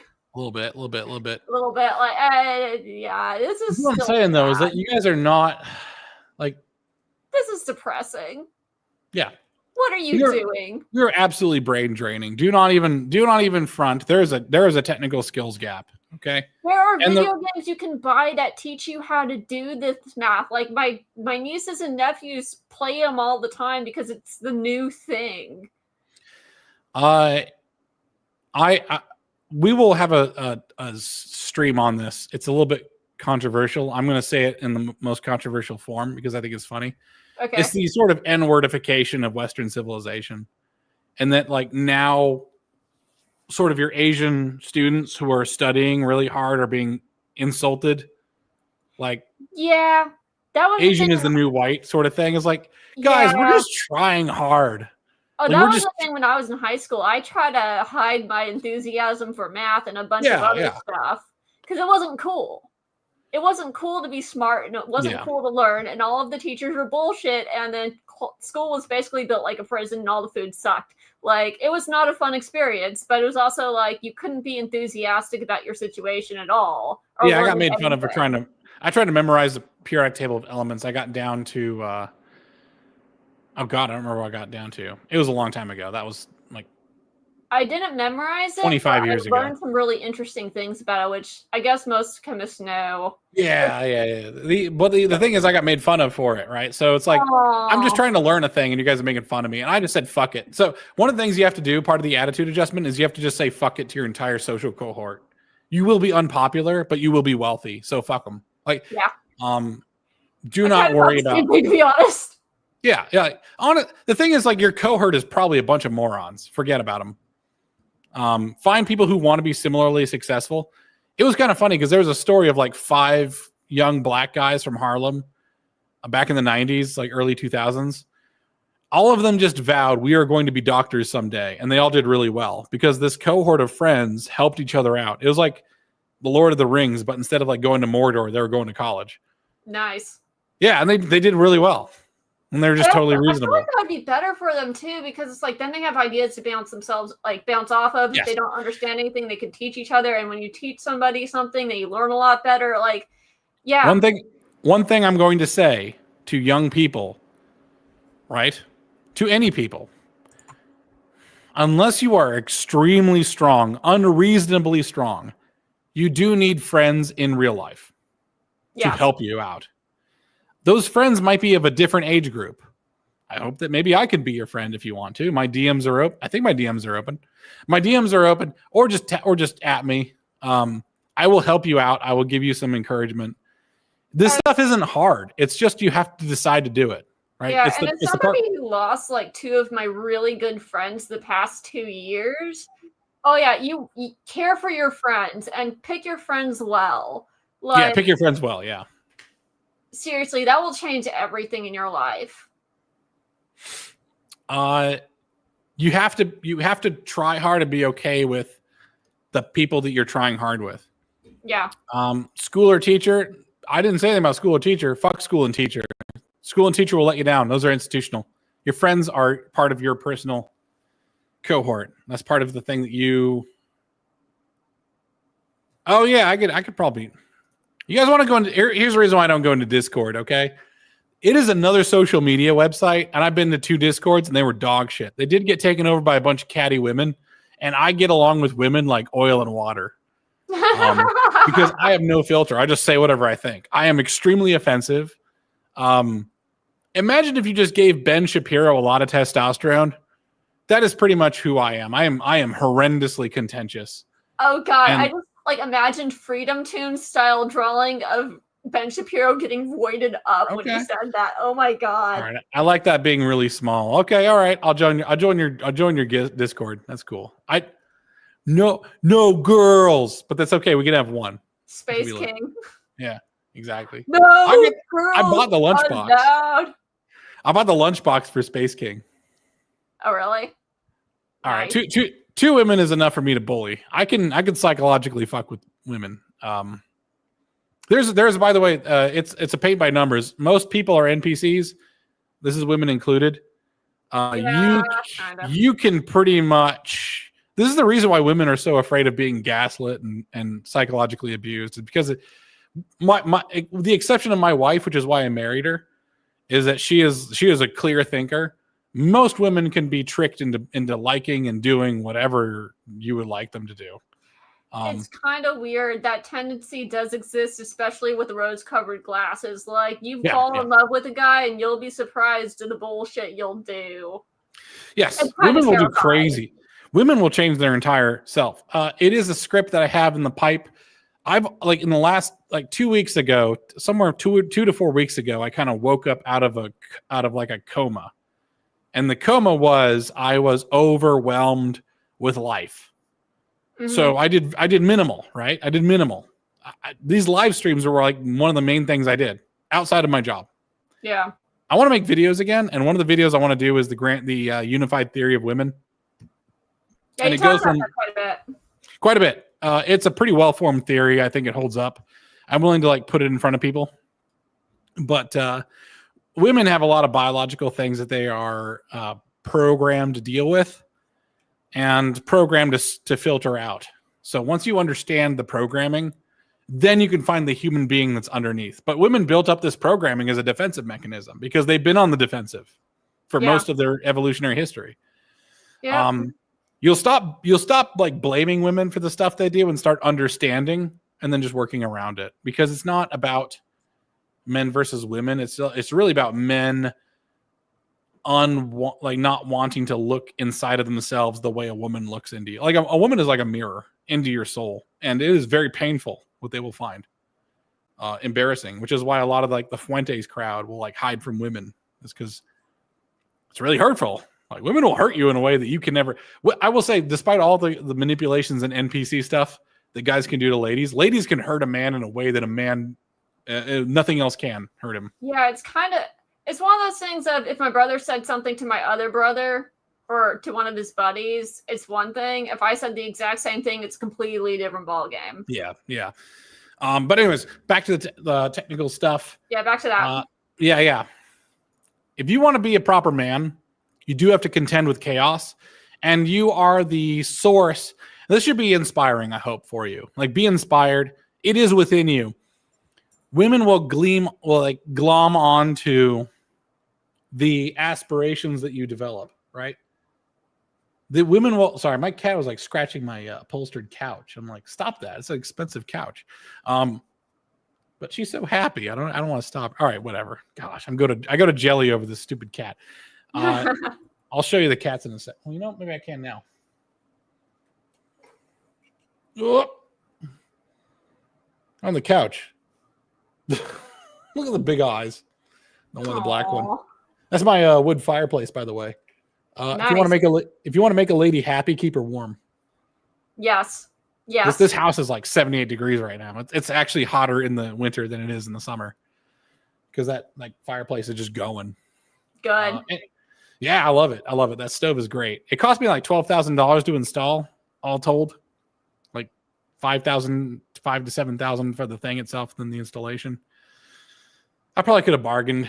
I probably could have done it myself, but you know what? Screw it. Sometimes money is just money. Yeah. Anyways, yeah, it's a small price to pay to stay warm. Anyways, the technical skills gap. Let's get really technical about it. Okay. I'm ready. I will tell you about my professional experience is that school covers 20% of what you really need to know to get to job. To be functional in the job, right? Okay, so the employers, people complain about employers not training their employees. Trust me, they are training you. It's just not in a way that's formal. You know what I'm saying? Yeah. One of the first things I learned when I was in the industry was how to properly manage my email. Again, with the Romans and engineering, communication. Yeah. Communication's key. I didn't know how to communicate. I looked like an ass the first like 2 years of my employment because stuff would get by me, right? And when I say stuff would get by me, there's a lot of stuff. Like one of the things I learned is that everything that hits your email, you need to review it as if you are the reviewer responsible for it as an engineer. Oh Lord, my bosses are so bad about that. They have specific things they flag, and they flag things for me. It got to the point that if anyone wants anything done, they go through me because my bosses just get so overwhelmed with emails and are terrible with managing them. Right. That is definitely a skill to learn. Yes. Also, you can like the other one that I would say to add to what you said is you can just do things and you can just get things done. Like if you're given a project, it's sort of like getting past the overwhelming, oh God, how do I deal with this thing, and just do it. Like how do you manage your own workload, right? Yeah. How do you communicate with people in person? How do you run a meeting? Like, because you have to run a review sometimes, right? So now you have to be the boss. You have to be in charge of the communication. Like running a podcast like this one, a show like this one, is not that different than running a review because you're trying to maximize value, but people will just go on and on and on. Yep. It's like, okay, we understand we need to change this part. Let's move on. We'll have another meeting. We'll have a follow-up meeting. Oh God, and you don't want to have follow-up meeting after follow-up meeting after. It's a waste of time and effort. And it's sort of like, okay, how do I get to the crux of this and get the thing solved and done and like efficiently? Right. Well, it depends on because what I'm talking about is like you found a design. All right, you found a flaw. Let's just take it offline. I'll fix it, and then we'll review the flaw itself. But right now, there's no more point to reviewing the flaw in the meeting. We know it's buggered. Let's move on to something else. Yeah.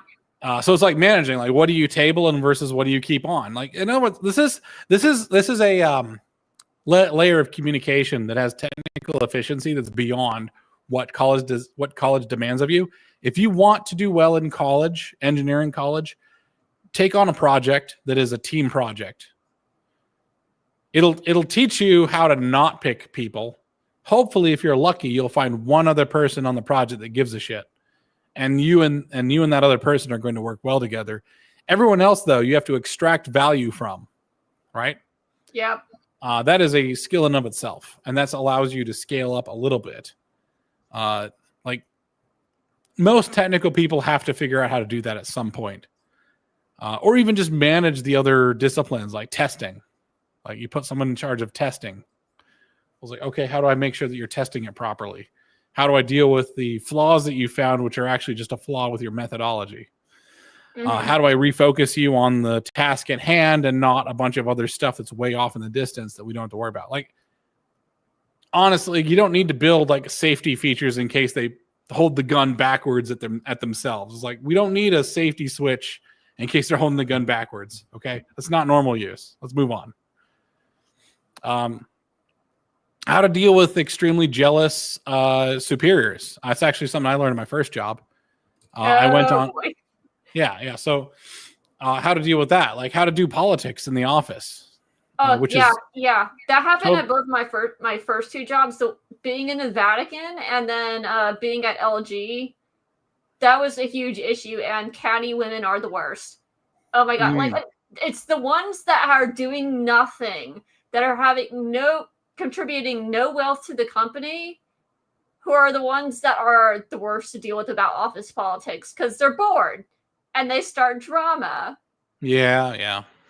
And navigating that without getting canned when you're somebody that's humiliating them by actually being competent is a real issue. All right, here's another good point, by the way. If you are a new person or a junior person and you're among a cohort, it's actually really easy to stand out as being very good. That's not always the best option. Not always. Well, stand out as in like be their favorite politically. But what I'm saying is that sometimes it's okay to be a bit of an Uncle Tom, right? Sometimes, first off, do not join an identitarian movement, and being a member of your own generation is identitarian. I never thought of myself as a millennial. It's just a number to me. I don't care. Yeah, I haven't either. Like millennials are pathetic and they are moralistic and extremely, they have arrested development.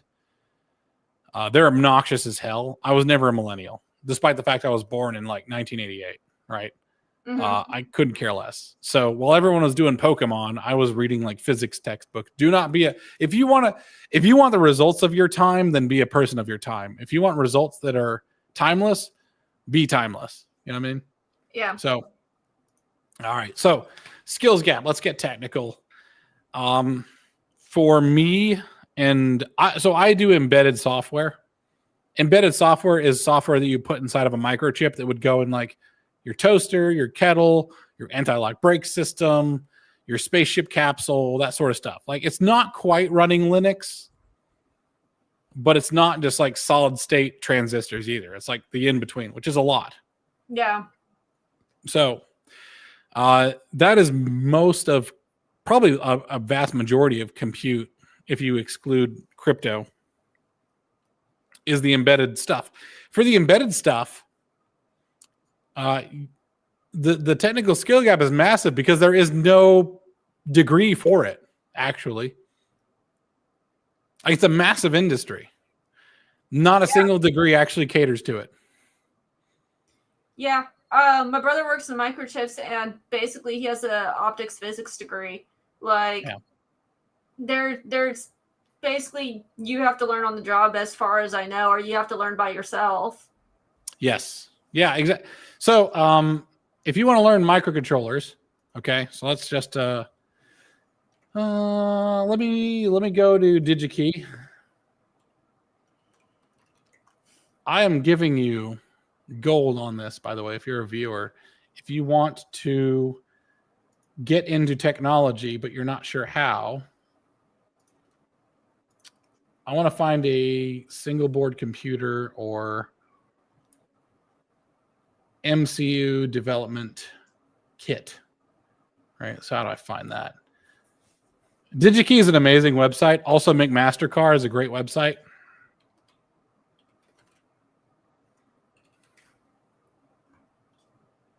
McMaster-Carr is actually how I learned about hardware. Oh, nice. Oh, you want a screw? Which kind of screw? Do you want a socket head screw, round head screw, head case, flax head, wood screw, set screw, shoulder screw, tappet screw, thumb screw, carriage bolts? I actually used to do quizzes for people who are in my club about all the different types of things. Elevator bolts. What kind of screw would you want if you're going to do a metal to wood interface? Probably you want a carriage bolt. Let's take you down there. You know what I mean? Like, look at all these different screws that are out there. Thread adapters, anchors, spring plumbers. What's the difference between a spring? What's the difference between a spring plumber and a set screw? Right. Well, the spring plumber actually has a spring inside of it that pushes this ball bearing. Why? What's the advantage of it? All right. And then you start getting into this stuff. Anyways, McMaster was the same for me. So I'm going to look for integrated circuits. Here's integrated circuits, microcontrollers, embedded. Things have changed a little bit. Here's microcontrollers. You can use that to find it, but I'm looking for microcontroller development. See if we find something. Yep. Embedded MCU, DSP evaluation boards. Hit that, go back a bit so I get rid of the keywords, 5,000 results, in stock, normally stocking, and pick a company you like. I'm going to pick Infineon because I used to work for them. Boom. And their stuff is really beginner friendly, by the way. I want to pick Tri-Core, ARM Cortex. What's the platform? RX. Don't know about that one. PSOC. All right, here we go. PSOC 4. There we go. That's too expensive. Let's find a cheaper one. Did all the development kits really get really expensive at some point? Gosh darn. Yeah. So 20 numbers, to be honest. I'm trying to blow it up. No, you're good. It's a little bit small. CY8C kit is good. There you go. $20 development kit. Let's say you want to go with something a little bit more mundane, right? So let's go with Atmel, which I don't think is a company anymore because they got bought by Microchip. Boom, Microchip. There you go. $10. And then go learn to use some microcontrollers. Follow the tutorials, follow the sample projects, try to figure it out. If you really want to learn stuff, there is a learning microcontrollers, ST Micro. I'm going to put in GitHub. There's actually a GitHub project that's all about learning microcontrollers. I'll have to dig it up. Here it is. Oh, here it is. Well, this is embedded machine learning, but there's so much stuff that's out there for free. You could learn this, and there is no college degree. So if you wanted to learn this stuff, I'm pretty sure, like, if you could somehow manage to get into a company where you're not dealing with these stupid AI filters, if you're actually talking to someone from HR and say, hey, here's my blueprints for what I previously made, or here's screenshots, like you have a portfolio of your microchips or your whatever it is you build. I'm pretty sure that they would consider that fairly impressive. They probably have to call in someone who actually knows what they're doing. Right. And they may give you a chance. Yeah, one of the so there's a lot of stuff on microcontrollers. That's what I do. If you wanted to go into Home Assistant, or better yet, make your own company. If you could. Home Assistant is amazing because that's actually an integrated environment that automates. So as long as you can fit in with their protocol, you can build something that can be automated in Home Assistant, and people can build it. Right? So you can go through spotlights, bar lamp, blinds, all this stuff. Get your electronic vehicle. I want to use it to integrate my greenhouse, but I have to develop the circuitry first. So like, there's the hub. The hub is able to like integrate with different sensors, Bluetooth sensors. Like if you want to get into Bluetooth and stuff like that, you could do that, right? Like if I go to, all right, so at the 1 hour and 38 minute mark, if you really need to know what the industry wants, go to Indeed. Yeah. So if I want to say like anywhere, I couldn't care less. I'm going to put in microcontroller engineer. There you go. Just anywhere. See if it finds something. Bullshit. Software simulation development engineer.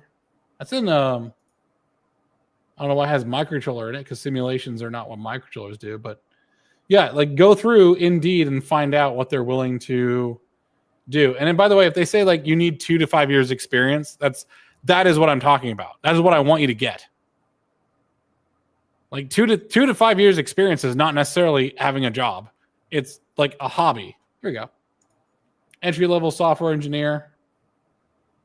Get your entry level. Beggars are not choosers. Figure it out how to make it work.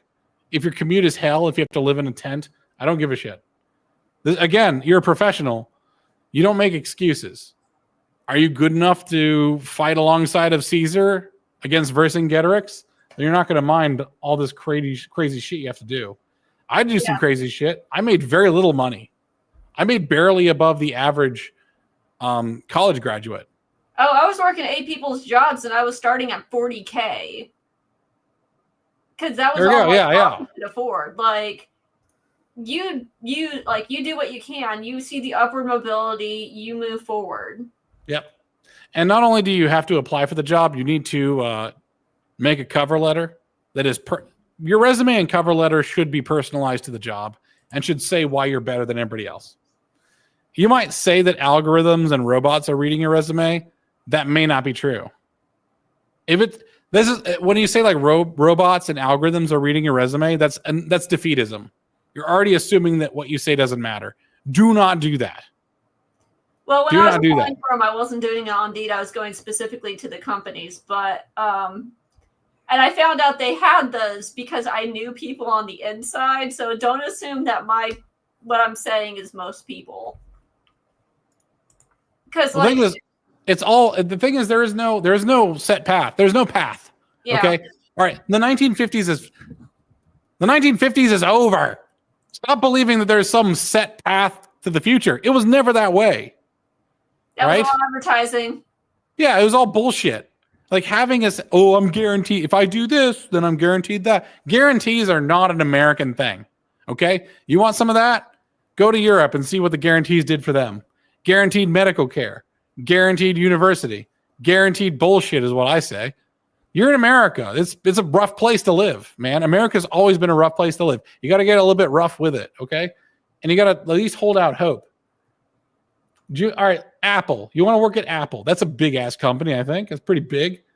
Yeah, junior embedded software engineer. Let's see what their preferred. What is their preferred qualification? Solid. What I'm saying with these Indeed things are not a thing for you to despair over. When you are a sophomore or even a freshman, better yet, in college, this is your curriculum.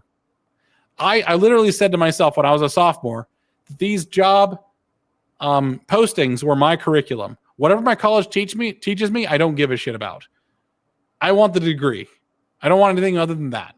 I need to be qualified. So I need a solid understanding of a better real-time communications, okay? Information theory. I will look that up. What is that? I don't know. Cellular call processing. What is that? I don't know. Let's go for it. If you think that like, oh, this job's only going to go to H-1Bs and Indians, you're already defeating yourself before you started. Imagine you go on a date with a girl and you say like, oh, she's already going to reject me. It's not going to go well. Like what in life goes well if you've already rejected yourself? Right? Like you better be a perpetual hope machine. It's always been that way. Every farmer, you watch Clarkson's farm and imagine what it's like without fertilizer and equipment. Like the weather fucks Clarkson more than as much as the council does. It's not. Yeah. That would be feeling bad, but anyway, continue. That would mean people starve. Like you have a bad.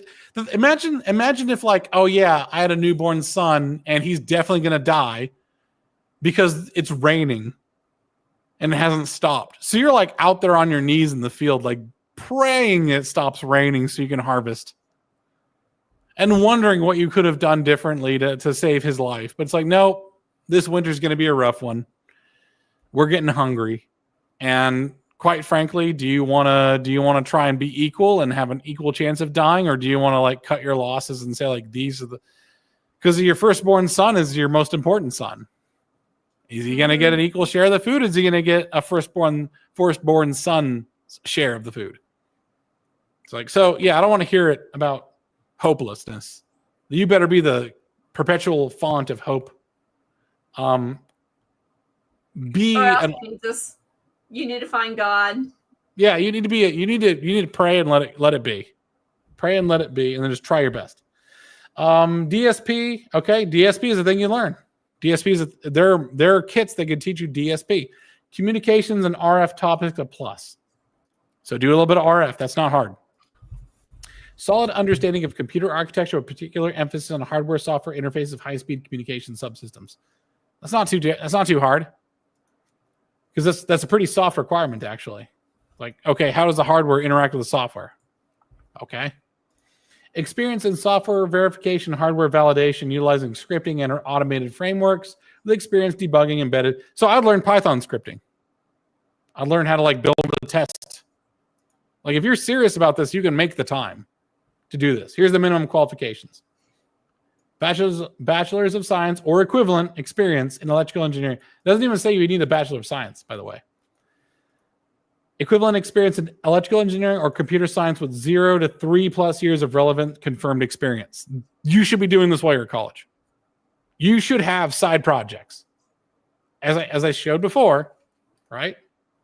1950s science fair. Let's do that.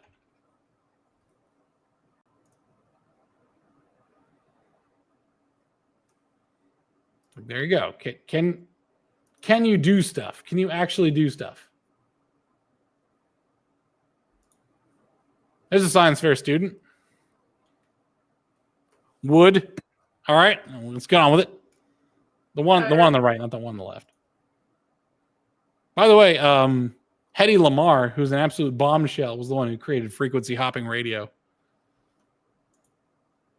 There are some pretty hot chicks in science for some weird reason beyond my comprehension, and I cannot understand it. But there they are. Anyways, yes, like do stuff. You should have a hobby. Like you should be doing when you're at school. You should be living and breathing this stuff. I don't want to hear about your. Okay, even I managed 1,000 hours in Shogun 2 Total War. Okay, I had video games I would use to decompress when I got home. And I had stuff I'd do on I would decompress and I'd figure it out. But the thing is, you do have to work very hard in college. At the very least, do a 9 to 5. That was actually the advice given to me is if you do a 9 to 5, you're probably the top 90th percentile in terms of like working hard. It's like when you're not at class, you're at the library studying for the class in that 9 to 5 rate, which is totally manageable. But most people just fuck around in college. Which wasting your 20s is a bizarre American tradition. It should go away. Don't waste your 20s. Yeah, yes. I tried not to. I feel like I did, but I tried not to. You tried out, yeah. Hands-on experience, doing stuff. Strong understanding of software engineering profile. Yeah, so you start to like see this minimum qualification is your curriculum. At the end of if this is the job you want and you pick the right major, is this that out of reach? I don't think so. Especially with social media being able to get yourself out there. If you're going to doomer, do not bother trying. Everybody who steps up has to believe they can win. If you don't believe you can win, you're already defeating yourself. Here's Meta in Austin, Texas, embedded software engineer. You could potentially make more money than I do. Right? I probably make pretty good money if I switched over to Meta. I like living on a farm in Tennessee, so yeah, I do what I do. This is my jam. ADC, GPIO, and I'm going to give you a bit of hope. Okay, a bit of hope. 80% of the people that I interviewed for a job at Stanley Black & Decker, like in the DeWalt Power Tools division, 80% of the people I interviewed had no idea what an analog to digital converter did and how it worked. This is basic shit. Basic shit. Right? Mm-hmm. So, and that's embedded engineering specifically. 80%. I'm talking PhD holders. Oh, good Lord. Because everyone is retarded, it's actually really easy to stand out as very good. It's just how do you stand out, right? So build a social media profile on LinkedIn. Do all the dumb shit that HR wants you to do. Please, you should be pleasing HR, okay? HR should like you if you can manage it. Employers should want to reach you, right? You should go and do some LinkedIn sleuthing of who your potential bosses might be. Go to the director level. Go to the VP level. I know VPs. I knew VPs before I got the job. Like send a message like, hey, I'm really aspiring to work at your company. I think that, and then like list facts about their company. I think this is really going to put us to the top. I respect what you guys are doing. I'm excited to contribute. Here's some of the stuff I worked on, and I'm applying for a job here. Here's my job application number. I never did that, by the way. That would have been like extra. I just worked really hard on having a good cover letter. I don't know if that's going to cut the mustard anymore. But try everything. Too many people give up before they've tried everything. This, by the way, this is basic bitch. If you're doing embedded engineering, this is the most basic bitch shit. ADC, GPIO, SPI, I2C. I knew this when I was like 19 years old. Board support package, very easy. Very easy. Almost everybody uses board support packages. If you just dive in, you'll figure it out. Operating systems, what kind of operating systems? Is that RTOS? Because that's different. Android OS? Okay, that's interesting. Now you got to understand Android OS, which, by the way, Grok will create code for you if you ask it to. And you can make your own Android OS app. As long as you can go back and figure out what Grok did and how it worked, you'll be fine. You have so much technology telling you the answers. You just have to have the discipline to sit down and figure out how it works. Graphics and display. This is my specialty actually now. Graphics and display drivers, because my boss told me to. Sounds hard, actually really easy. Just filling an array. Filling a matrix is just an array with 2 dimensions. So filling a matrix. I hate them passion. You don't even have to do any operations on them. It's just filling them. It's like literally just like pixel 1, weird pixel in my 2, head. pixel 3. Like trying to solve them, I always screw them up. Oh, really? I don't know why. There's something squirrely with my brain. Okay, there's a lot squirrely with my brain, but yeah, for some reason, matrices are my bane. The thing you got to practice. Like if you're doing matrix multiplication or diagonalization or eigenvalue derivation, yeah, it's going to be a little bit weird. But once you get into mechanics of it, do not try to when you're doing that sort of math, don't understand it. Learn how to work it first, and then understanding will come later. Understanding will get in the way of understanding. Well, fortunately, I don't have to deal with that at all, so good for me. There you go. Yeah, source control, bug tracking, design documentation. In other words, do you write shit down? Do you comment your code? The standards have never been lower, okay? Yeah. It's easy to stand it. This is a $117,000 a year job. And it's in Austin, Texas. That's not even like it's pretty expensive, but it's not like San Francisco expensive. This is almost as much money as I make. If you want some inside baseball too, I know that coming down the pipe is CMMC, which is cybersecurity protocols. I don't know if you know much about that. That's something that is getting pushed through Congress. All of the defense contracting companies are trying to implement it. And basically, a lot of it is writing a rule book about your cybersecurity and building out the infrastructure. I don't want to know, Benign, what you're talking about there. That's really funny. It could be quite foul, but very funny. Yeah. I mean, unless you're like hanging out with Caleb Hammer. I feel like the liberals are getting reprogrammed a little bit, though, because I think they're just in such disarray and decentralized. Like once you decentralize a liberal, it's kind of like taking one Borg out of the Borg collective. They just sort of moderate after that. You ever seen that episode? No, not you. That's right, because Luna, you haven't watched Star Trek. But there's a thing called the Borg Collective, and they actually remove someone. Fuck yeah, howdly doodly, man. By the way, you don't have to be like really ambitious to do well in life. Yeah, maybe they do, maybe they don't. I'm pretty good at deprogramming liberals because I'm the liberal whisperer. Yeah. So, anyways, Picard and the crew takes one of the Borg out of the Borg collective, and it starts individualizing itself and distancing itself from the collective. And it's funny because they put it back in the collective, and it ends up acting as a mechanobiological virus that then destroys the stability of the Borg collective. Because the Borg turn organic beings into computers through cybernetic enhancement, and then put them into a hive mind. So, like, what happens when you take somebody out of the hive mind? They start getting their own individual experience and start becoming new frames of mind. Yeah. Yeah, this is how do you get a girlfriend, man, in the year of 2025, our Lord? You got to just, like, take her out of the hive mind and then, like, allow her to become deprogrammed. I'm already out of the hive mind, and the guys that like me, the guys I like don't like me, but that's okay. Luna's out of the hive mind. If you guys out there want to get a girl out of the hive mind, you just have to separate her from the world she's living in. Yep. Take her on, like, bring her an environment to get. This is a part of the unified theory of women, is that you have to just get her out of the environment that she's used to. If she's willing, you have to entice her into a new world. Gotta Aladdin that shit. Okay. Exactly. I should take this job. I could kick some ass in meta. Well, the funny thing is, like, I did not see all these Idaho Falls, and these are in the middle of fucking nowhere. So, okay, all right. You don't want to live in Austin. Here's Idaho Falls. Starts at 65, go to 160. The more you qualify for, which, by the way, when they have a big salary range, that means they're willing to compromise on the requirements. So just go for it. So they got 2 levels, level 1, level 2. And this is what you should be aspiring to. So if you're like, man, I want to work in Idaho Falls someday, it's like, okay, fluency in FPGA programming. I actually mentored a guy who ended up becoming an FPGA programmer for NASA. I didn't teach him FPGA programming. I taught him microcontrollers, and he's doing really well.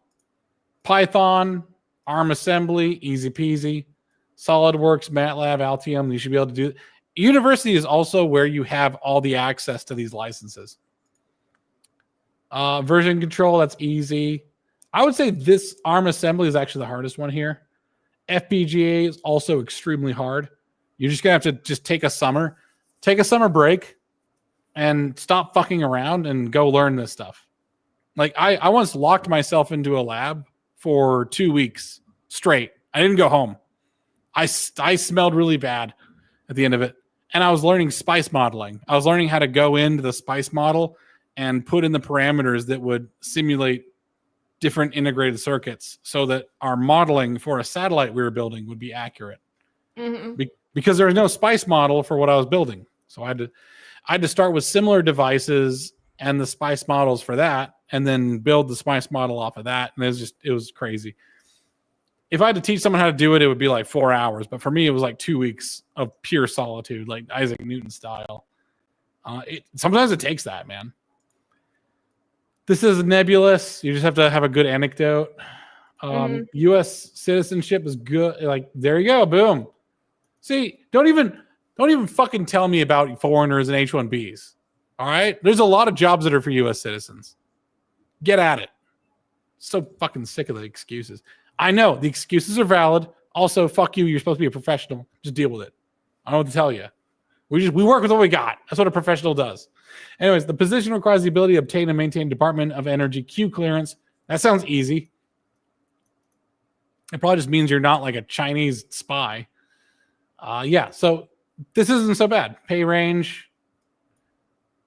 So for the level 1, the level 1 experience is you're straight up out of college. Level 2 experience is that you've actually done some stuff. 2 years of direct professional experience, which, by the way, when you get a job, save the job description, because after 2 years of experience in this job, guess what I'm doing? I'm going to my boss's office. I'm saying like, hey, I'm a level 2 now, according to this job description when I applied for it. So we're going to bump me up or what? Yeah. And if not, I'm going to take my experience someplace else. By the way, always have like another job lined up if you're going to swing that around. Never threaten to leave a job over salary. Do advocate for advancement. Do not imply that you're going to leave, ever. Say that you love this job. I love working with you guys, but right now I qualify for level 2. I'm kind of wondering, like, when are we doing this? Like, come on. When are we doing this? Palo Alto, California. You're Rockville, Maryland. I live near there. Oh, yeah, Temple Allen Industries. I know them. Yeah, 208. This is like 5 miles away from my dad's house. No, maybe more like 15 miles. I'm sorry. This is pretty bad money for that area, but if you're trying to find a job, it is what it is. Yeah, and you can always hop jobs after you've got a couple of, years under your belt. And people will try to steal you at your jobs as long as you got, put in the door and are doing well. Correct. Like by the way, there's so many requirements for this job. No one is qualified for all these. Yeah, and you should always be advocating for yourself at your job. Like, even if you get your foot in the door, like, if you're not advocating for yourself, if you're not, like, trying to push, like, basically, you want to look at your life at 40 or, 10 years from now, and are you happy where you're at? And if you're not, you need to get to where you're happy. A lot of this stuff, by the way, repeats what me and Loon have been talking about. Time management, communication, attention to detail is what I said earlier about every email that goes through. Scrutinize it as if you're a reviewer. Proficiency in software development best practices. What does that even mean? It's up for definition. Go in there and advocate.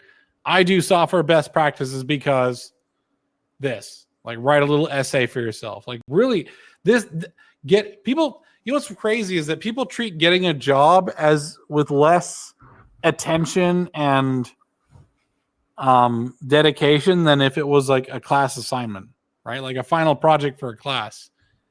You'd put like hours and hours into it. You'd address every point. Well, like applying for a job, it's like, I'm just going to send the same generic resume. It's like, you're not going to get one. Yeah. Applying for a job is the most important school assignment you will ever have. Oh, most people, like, I have to handle HR stuff at my company. Most people don't even give a cover letter. So, okay, you see, so you're an HR, you're kind of like an HR lady. So you've seen some shit. My hats. I have many hats. Yeah. Right. But you are the HR. So you've seen incoming applications and they don't have a cover letter. Vast majority of them, no. The amount of people that actually email me with their resume and say, hey, I'm really enthusiastic about joining your company, very little. Like, a lot of it, it's auto done with the button on Indeed. Yeah, exactly. They don't put any. I tailor every single resume. Geez, I'm going to look on a different window, so just indulge me for a second. I'm going to try and find it. Just make sure I don't have any personal information on it. But there's a folder I have in my documents called employment. And in the employment, here it is. It's a little bit of doxing, but it's not too bad. Okay, yeah, I'm going to. Where is it? Why isn't it showing up? Oh, I'm sharing a window. I'm gonna share an entire screen. Okay. Boom. All right, there you go. Here's my employment folder. It's called Practice, Howdly Doodly. It's called Practice. You're not like to help you out too. Like, I know that there's several job clubs in my city.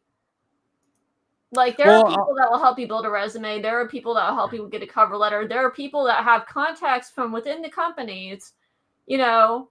All right, yeah. So I want look at all this. Look at all this. I have a cover letter on 6/13, so June 13th of 2022, June 9th, June 8th, October 29th. So this is one round of applying for jobs. I only had to apply for like a few jobs last time I did it. So blessings there. Here's 2018. Look at all the jobs I applied for in 2018, 2019, like in this session. So 2018, early 2018 to 2017. Like, so from December 1st, 2017 to March, which is how long it took me to find a job in that area. So 3 months, 45 cover letters, 40 motherfucking 5.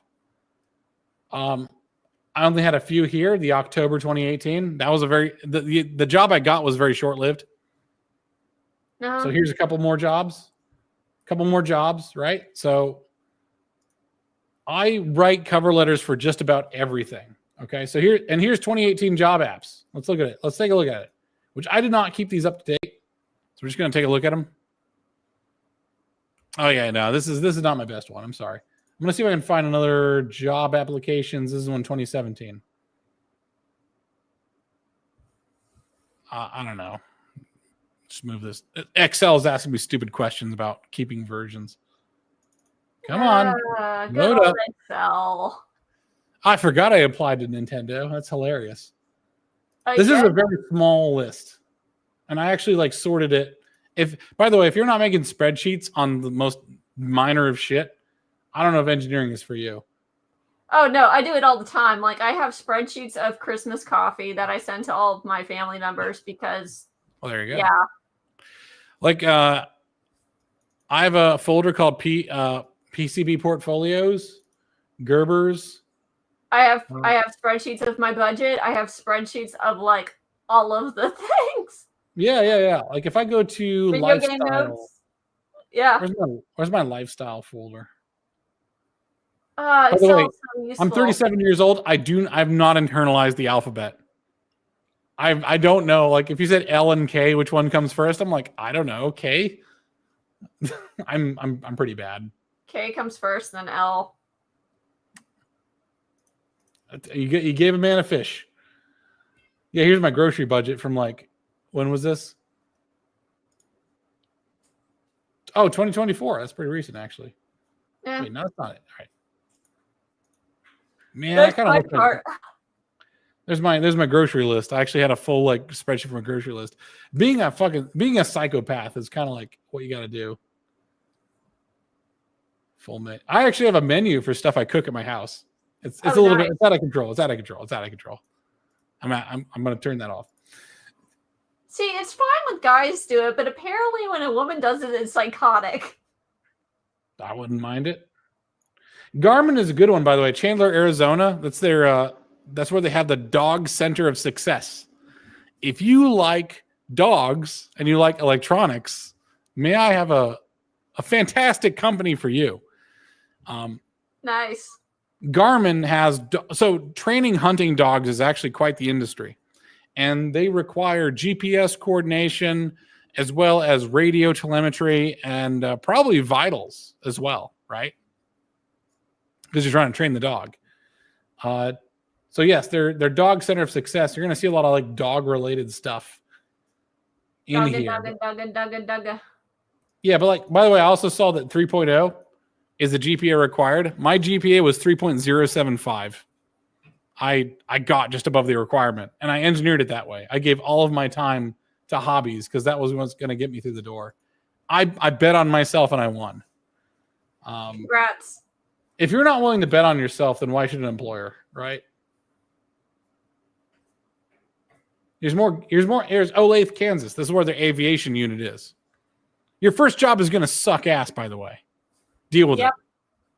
That's part of the course. Like whatever it is, whether you're bartending or crunching data or whatever, it's always going to suck first time. Yeah. Yeah. All right. So there's plenty of. If you just type in what your discipline is, right? Find something. I'm gonna stop sharing my screen. But yeah, like there's a lot out there, guys.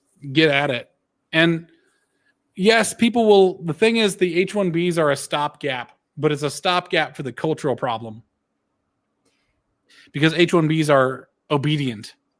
So what they're telling you is they'll take second-rate talent, very low-rent talent from the middle of the third world with no special qualifications whatsoever because they're obedient. So if you're a first worlder with real qualifications and real motivation and you're also obedient, let me tell you something. Number crunching does happen when it comes to personnel, but usually a bad investment, even if it's a small investment, is really bad. A good the companies that are doing a lot of this H-1B stuff, eventually it's going to come back to bite them in the ass. Yeah. Yes, like for real. Most employees are counterproductive, not slightly productive. You know what I mean? Oh yeah. It's like, what is it like? One person does 40% of the work or something ridiculous, like on average. I heard 1090, but that was for government work. Like 10% of the people do 10% of the people doing 90% of the work is actually what my observation was when I worked in the government. Briefly. Yeah, that sounds about right. But I mean, like, and you also have to be comfortable with the idea of if you can't find a job, finding being self-employed, like it's gonna suck. You're not gonna know how to create value. You're not gonna have the internal ideas of the company, but and your stuff's not necessarily monetizable. Yeah, it's a lot of stuff. If your prospects are bad enough, you might just find a small business and do spec work. As bad as that sounds, like there was a company that was in like Long Beach, California that did like car parts for hot rods. And I was like, well, there's a good use for embedded stuff in there. Would you let me help you out? I ended up getting a real job, but like that's a good thing to do when you're in college. Why not email businesses and say like, I am a student. I am looking for work experience.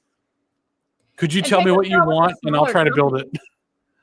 Like take a shot with the smaller companies, not necessarily the big ones like Boeing or Teledyne Brown. Like the small companies, they probably, 10 to 15 people, maybe up to 30. They all know each other. Yeah. The HR lady's actually probably not going to, if she doesn't know what she's talking about, she'll go ask the boss. Very like, well, she's okay.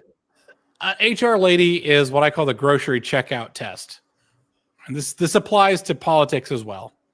Yeah. As if what you say to the grocery checkout lady freaks you the fuck out, it's not going to fly. If you can make her like you, by the way, grocery checkout is something you do all the time. Go and buy some groceries and you'll get some human experience. Because the thing is, the grocery checkout is not that different from being interviewed for a job. You are on an assembly line. This person is like just wanting to get to their break. How do you break through? I usually ask them how they're doing. Like, how's your day going? Is it going all right? And if they say something negative, it's like, well, I hope it goes better for you. Like, oh, I'm sorry to hear that. I hope things go better for you. Hope things look up. Mm-hmm. At the very least, they'll like actually physically look up and be like, oh, I appreciate that, man. And I will just make polite yeah, exactly. Can you make polite conversation with random service worker? Yeah, exactly. Like practice. These people are paid to put up with your bullshit. These like waitresses and service workers have to put up with your bullshit. Practice. Yeah, practice. And I'll tell you, like the secretary, like the one that's usually front desk is usually the one that's scheduling a bunch of the stuff and knows all the people, knows like if she likes you, she will help get you in. Yeah, absolutely. Give her talk people up. If you can go to Waffle House and just have a friendly interaction with the person who's serving you, pretend, or better yet, self-convince to give a shit about another human being. What's your, what are your plans this weekend? Are you having a good time? How are you doing? How's your family doing? Is life going well? Oh, you're happy because it's your birthday? Well, happy birthday. I appreciate that. That's awesome. What are your plans for your birthday? You sort of say, oh, I heard that place is really, really good. And then listen a lot. So basically, yeah, social skills. Like most people do not, this is weird to say, all those technical qualifications are so much easier to teach a new guy than social skills. If someone just showed up and was like, well, I have a really good attitude. No, I really appreciate your chance. Oh, I'm looking forward to it. And I'm like really enthusiastic. I was like, well, I could probably teach this yokel how to do embedded programming. I can't teach him how to not be an asshole. Yeah. I can't teach him how to be fun to hang out with. Be fun. Service workers have to put up with your shit. So just try it out on them. I don't care if you have, I don't care. Go learn close-up magic. I don't care. Do something. Tell a joke. Learn a joke. Have fun. And it's totally a disposable social interaction. So just try again if you fuck it up. Although it would be really funny is if you picked one poor social worker, one poor service worker to just endure all of your attempts at socialization. Just like over the course of 3 years, just like she's had to hear every bad joke, every awkward silence, every poorly phrased question, every badly composed anecdote. I was like, this poor lady is like, oh, it's like you've gotten better over the years, but my God, was it a hill to climb? Anyways, yeah, it's easy to hire someone who's fun. And the thing is, like, part of being fun is being thorough. Like, so do your cover letter. Try really hard. If you are at a job and you feel underemployed, find a way to be employed. You know what I mean? Like, learn every tutorial. If there's a piece of software you have to learn everything about it. If there is a machine that's on there, learn everything about it. I don't care if it's the copier. Like, if you're ever idle, like if you have time to lean, as in like lean against the wall and hang out, you have time to clean. Just make things better. Go and make the coffee. Do something. Just show that you give a shit. Show you have initiative. It will help you. What is this? If you act nice to people whose guts you might hate, you'll never make it in sales. Perfect. Yes. Eventually, you're actually going to learn to stop hating people, which is a good thing to do. Don't hate people, but you have to deal with people that you don't like. And usually you can find one thing about a person that makes them redeemable and makes them good. And you can actually, you have them accentuate that.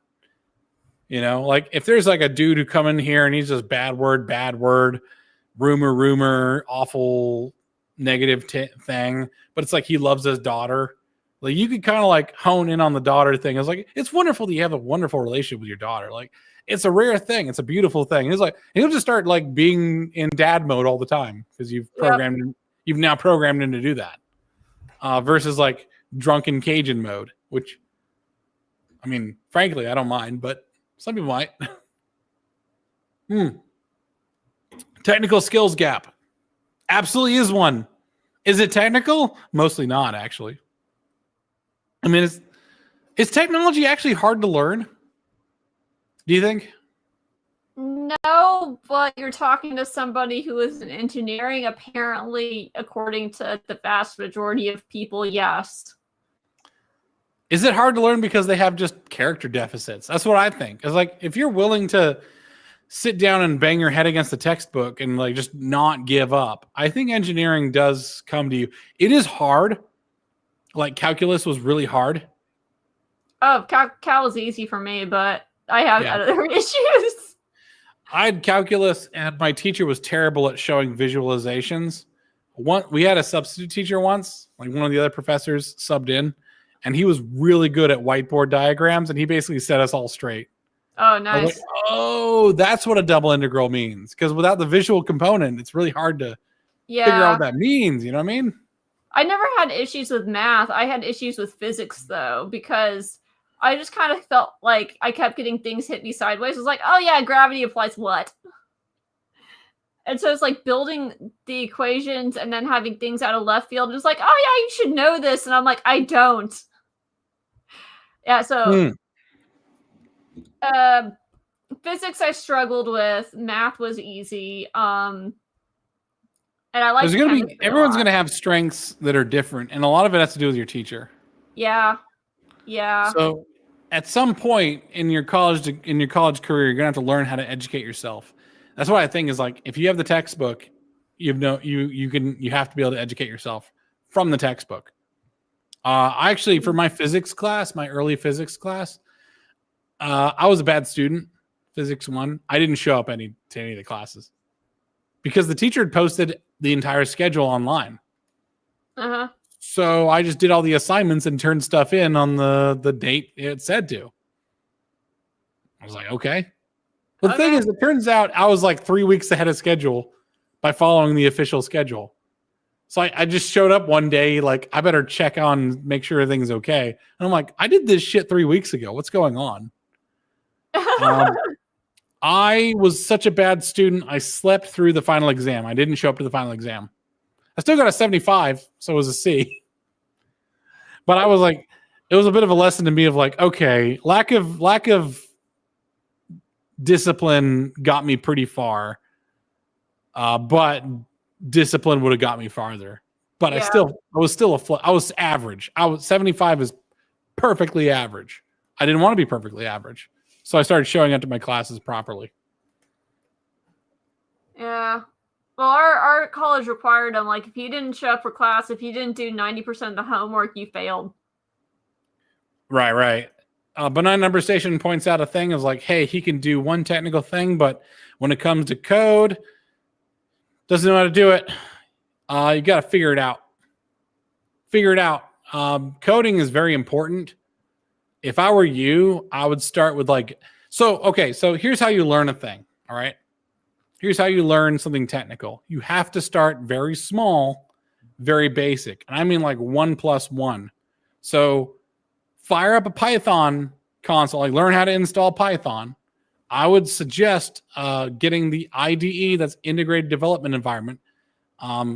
which is PyCharm by JetBrains. PyCharm is really good.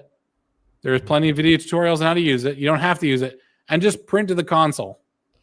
Print hello world. I want to add is that, like, sorry to cut you off. Oh, yeah. Like, if you legitimately, your brain does not function that way and you can't do it, or it's like you can pass with the bare minimum, but you're really good at what you say 3D functional AK-47s, pair up with someone who can.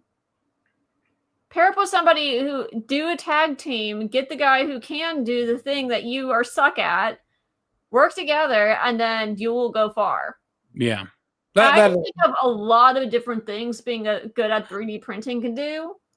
Like, I imagine that can't be much different from, like, modeling characters for video games. I know a ton of people that can program video games and their modeling skills suck.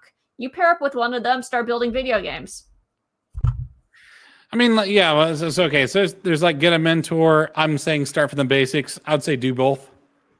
Yeah.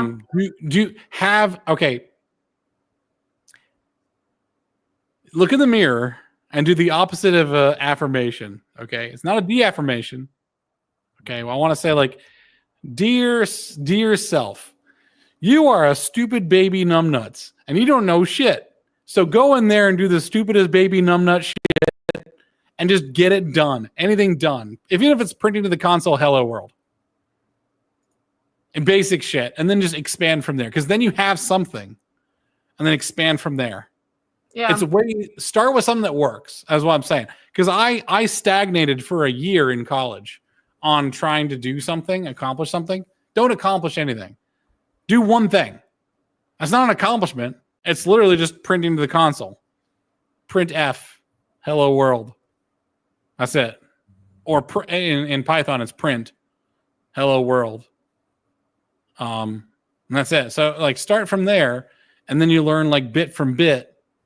And then once you've gotten your feet a little bit on the ground there, then wonder what you could do with it. Because every pyramid starts with one simple but well-made block. Mm-hmm. Do not try to bypass that. Do not. Learning is not when you're in the learning phase, that's not the ambition phase. You have to separate those phases. You should have very little ambition when you're learning. What you should be doing is poking around with the tools themselves and doing the most basic bit shit. Yeah. So benign number stations, he wasn't doing 3D modeling. He was using 3D. You just operate in 3D. That's technician level. That's nothing wrong with that, but it's technician level. That's a different level. Super John, I don't know what that. Okay, I might not be able to do, but I'll try. I don't know if that's like coding. Is that regard to coding? If you're a young man and you're not happy with your station in life, you have to grow. I mean, you can grow and complain, but why would you want to stay there? Like, you can, do the other thing of growing and going upwards and onwards. There's a lot of growth out there too. Find stuff that you find inspiring that's professional. As weird as it is, I'm way into carpentry, and what I want to turn that into is a business of building saunas and humidors, like luxury wooden goods that are automated by a computer to, like, maintain perfect conditions. Because that's one of my expertises, is maintaining conditions, like, through a robotic means. And I just like working with wood. It's really cool. I like joinery. I like glue. I got a nice wood shop in my garage that I just cleared out. So start with something you're good at and then move on. But got to get good at something. You got to get good at something. Mm-hmm. What was that? Buy from me? Oh, humidors? Shit. Yeah, let me know, man. So what I'm trying to do is I'm trying to do my first, like, commercial run. I did a prototype run. So if I turn this camera around, make sure I'm not doxing my wife. On the wall there is actually a cabinet humidor, right? Mm-hmm. It's okay, but it's not something I'd sell to anybody. So I'm working on the ones that I'd sell to somebody. I use teak because teak is a really good material. It really reveals itself well with mineral oil. Like it's beautiful. It's beautiful wood. Cedar is also good. I have a good inline to cedar. There's plenty of cedar mills around here. But like cedar absorbs too much moisture. You think it'd be good, but it's actually really rough until you've seasoned it. Anyways, I'm getting into the nitty gritty, but like, I'm a big fan of cigars, and I really like tobacco, and I really like aging cigars. I've got some Viejos, Romeo and Juliet Viejos that I've been aging for like a year now, and I'm trying to dial in my humidity inside there to be proper. Right now it's a little bit dry because it's winter and things have gotten a bit dry. Yeah. So I need to. Yeah. Oh, you smoke a pipe? That's actually really hard. Smoking a pipe is frustrating as hell for me. I always get the cinnamon. Because I smoke too fast. Yeah. I know nothing about this. I'm just like, Smoking a pipe is rad. You should smoke a pipe, Luna. That'd be fucking cool. I like guys that smoke pipes, but I mean, I don't smoke. Do it. Hey, yeah. Can you blow little circle rings like Lord of the Rings? Yes, you can. It's actually really easy. Oh, really? Yeah, I'll show you sometime offline. Okay. If I do it online, it's going to be a lot of GIFs. There's going to be screen caps. Haha. Because you have to basically just do like a really circular mouth and then push out with your tongue. Like just you're not exhaling because that's too chaotic. So you have to use your tongue become the bellows, but your mouth becomes the form of it, right? So you have like a circular mouth, and then you use your tongue to just sort of push it out very gently. Okay. Yeah, I get it. Yeah. It's a lot of fun. Anyways, I want to end it there. This was very non-technical because to be technical, you don't have to be that technical. It's the same as like, but being an engineer is easier than learning how to make shoes. Like being a cobbler, go look up Rose Anvil on YouTube. Those guys are amazing. Those are proper cobblers. Or become a cobbler. It's just. I'm sorry. Oh, cobbler makes shoes. Yeah, I know. I said or become a cobbler instead of being an engineer. Yeah. I mean, you might do pretty well. I don't know. I'm not sure what the cobbler market is. You have to get the marketing going, but it's a profession just like any other. You just have to stick with it, and it's going to suck at first, and then you'll get into a groove, and then you'll be okay. But it's really about just looking at Indeed.com, seeing what people want, and then meeting that, because you are the product, and the company is the consumer. Well, imagine if there's any you don't blame the consumer, right? Like it's like video game development studios blaming the gamers. That's no different. Like you are the product. You're making the product. You're making an engineer out of yourself, and you're selling it to engineering companies. Okay. It's like, did you make a bad? You know how to make the bad. You got to make the product people want. Yeah. So find out what that is. I would recommend not so much the big companies. Go for the little companies. That you have a much better shot with them. Correct. Apply to everybody. You'll be surprised what you get. But if you're going for a little company, send them messages on social media. Let them know. Do work before you work, because the work before you work proves that you can do the work. You know what I'm saying? It's like a sample. Like you wouldn't buy a cigarette from a company that's never made cigarettes before. You wouldn't buy a game from an artist without seeing their portfolio. Exactly. That's actually one of the things I did. Let me see if I can pull it up. Well, in my employment folder, which I'm going to pull up now, my employment folder, I have a PCB portfolio. That's the folder right here, PCB portfolio. And in here, I actually have like Gerbers. Here's my PDFs. And these are just a few of the things I have. It's actually kind of amazing. So there's a bottom layer. Let me do silk screen. That's usually the most impressive one. Yeah, silk screen. It's for a flight computer. Engineering Design Club designs by A.D. Manas. That's me. Yep. You see all the work that I've done there. Let's go to a different one. That's Pathfinder. Pathfinder 1. I think Pathfinder 1 was actually more impressive because it was a integrated computer. Everything was on there.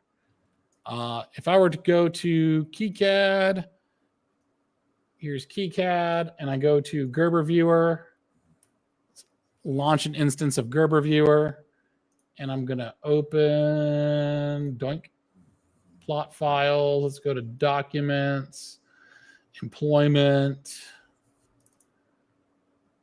PCB portfolio, Gerbers. Oh, these are just a couple of the Gerb merges.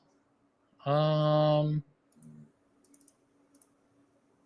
gee whiz. Yeah, okay. So the actual Gerbers are way more chaotic than the other stuff. All files. Let's see if this even loads. Mm-hmm. Oh, yeah, here we go. Here it is coming in. Yeah, so this is what I walked into an employer with. Like, here's, oh dear, it's absolutely shitting its pants. There we go. So if I went to, let's get rid of tap, fab, bot, SMB, SSB. I'll keep the score on OLN. Let's take, OLN is just the outline. You actually see the stuff I designed, all the stuff I designed myself. And I'll be able to talk about what it's for.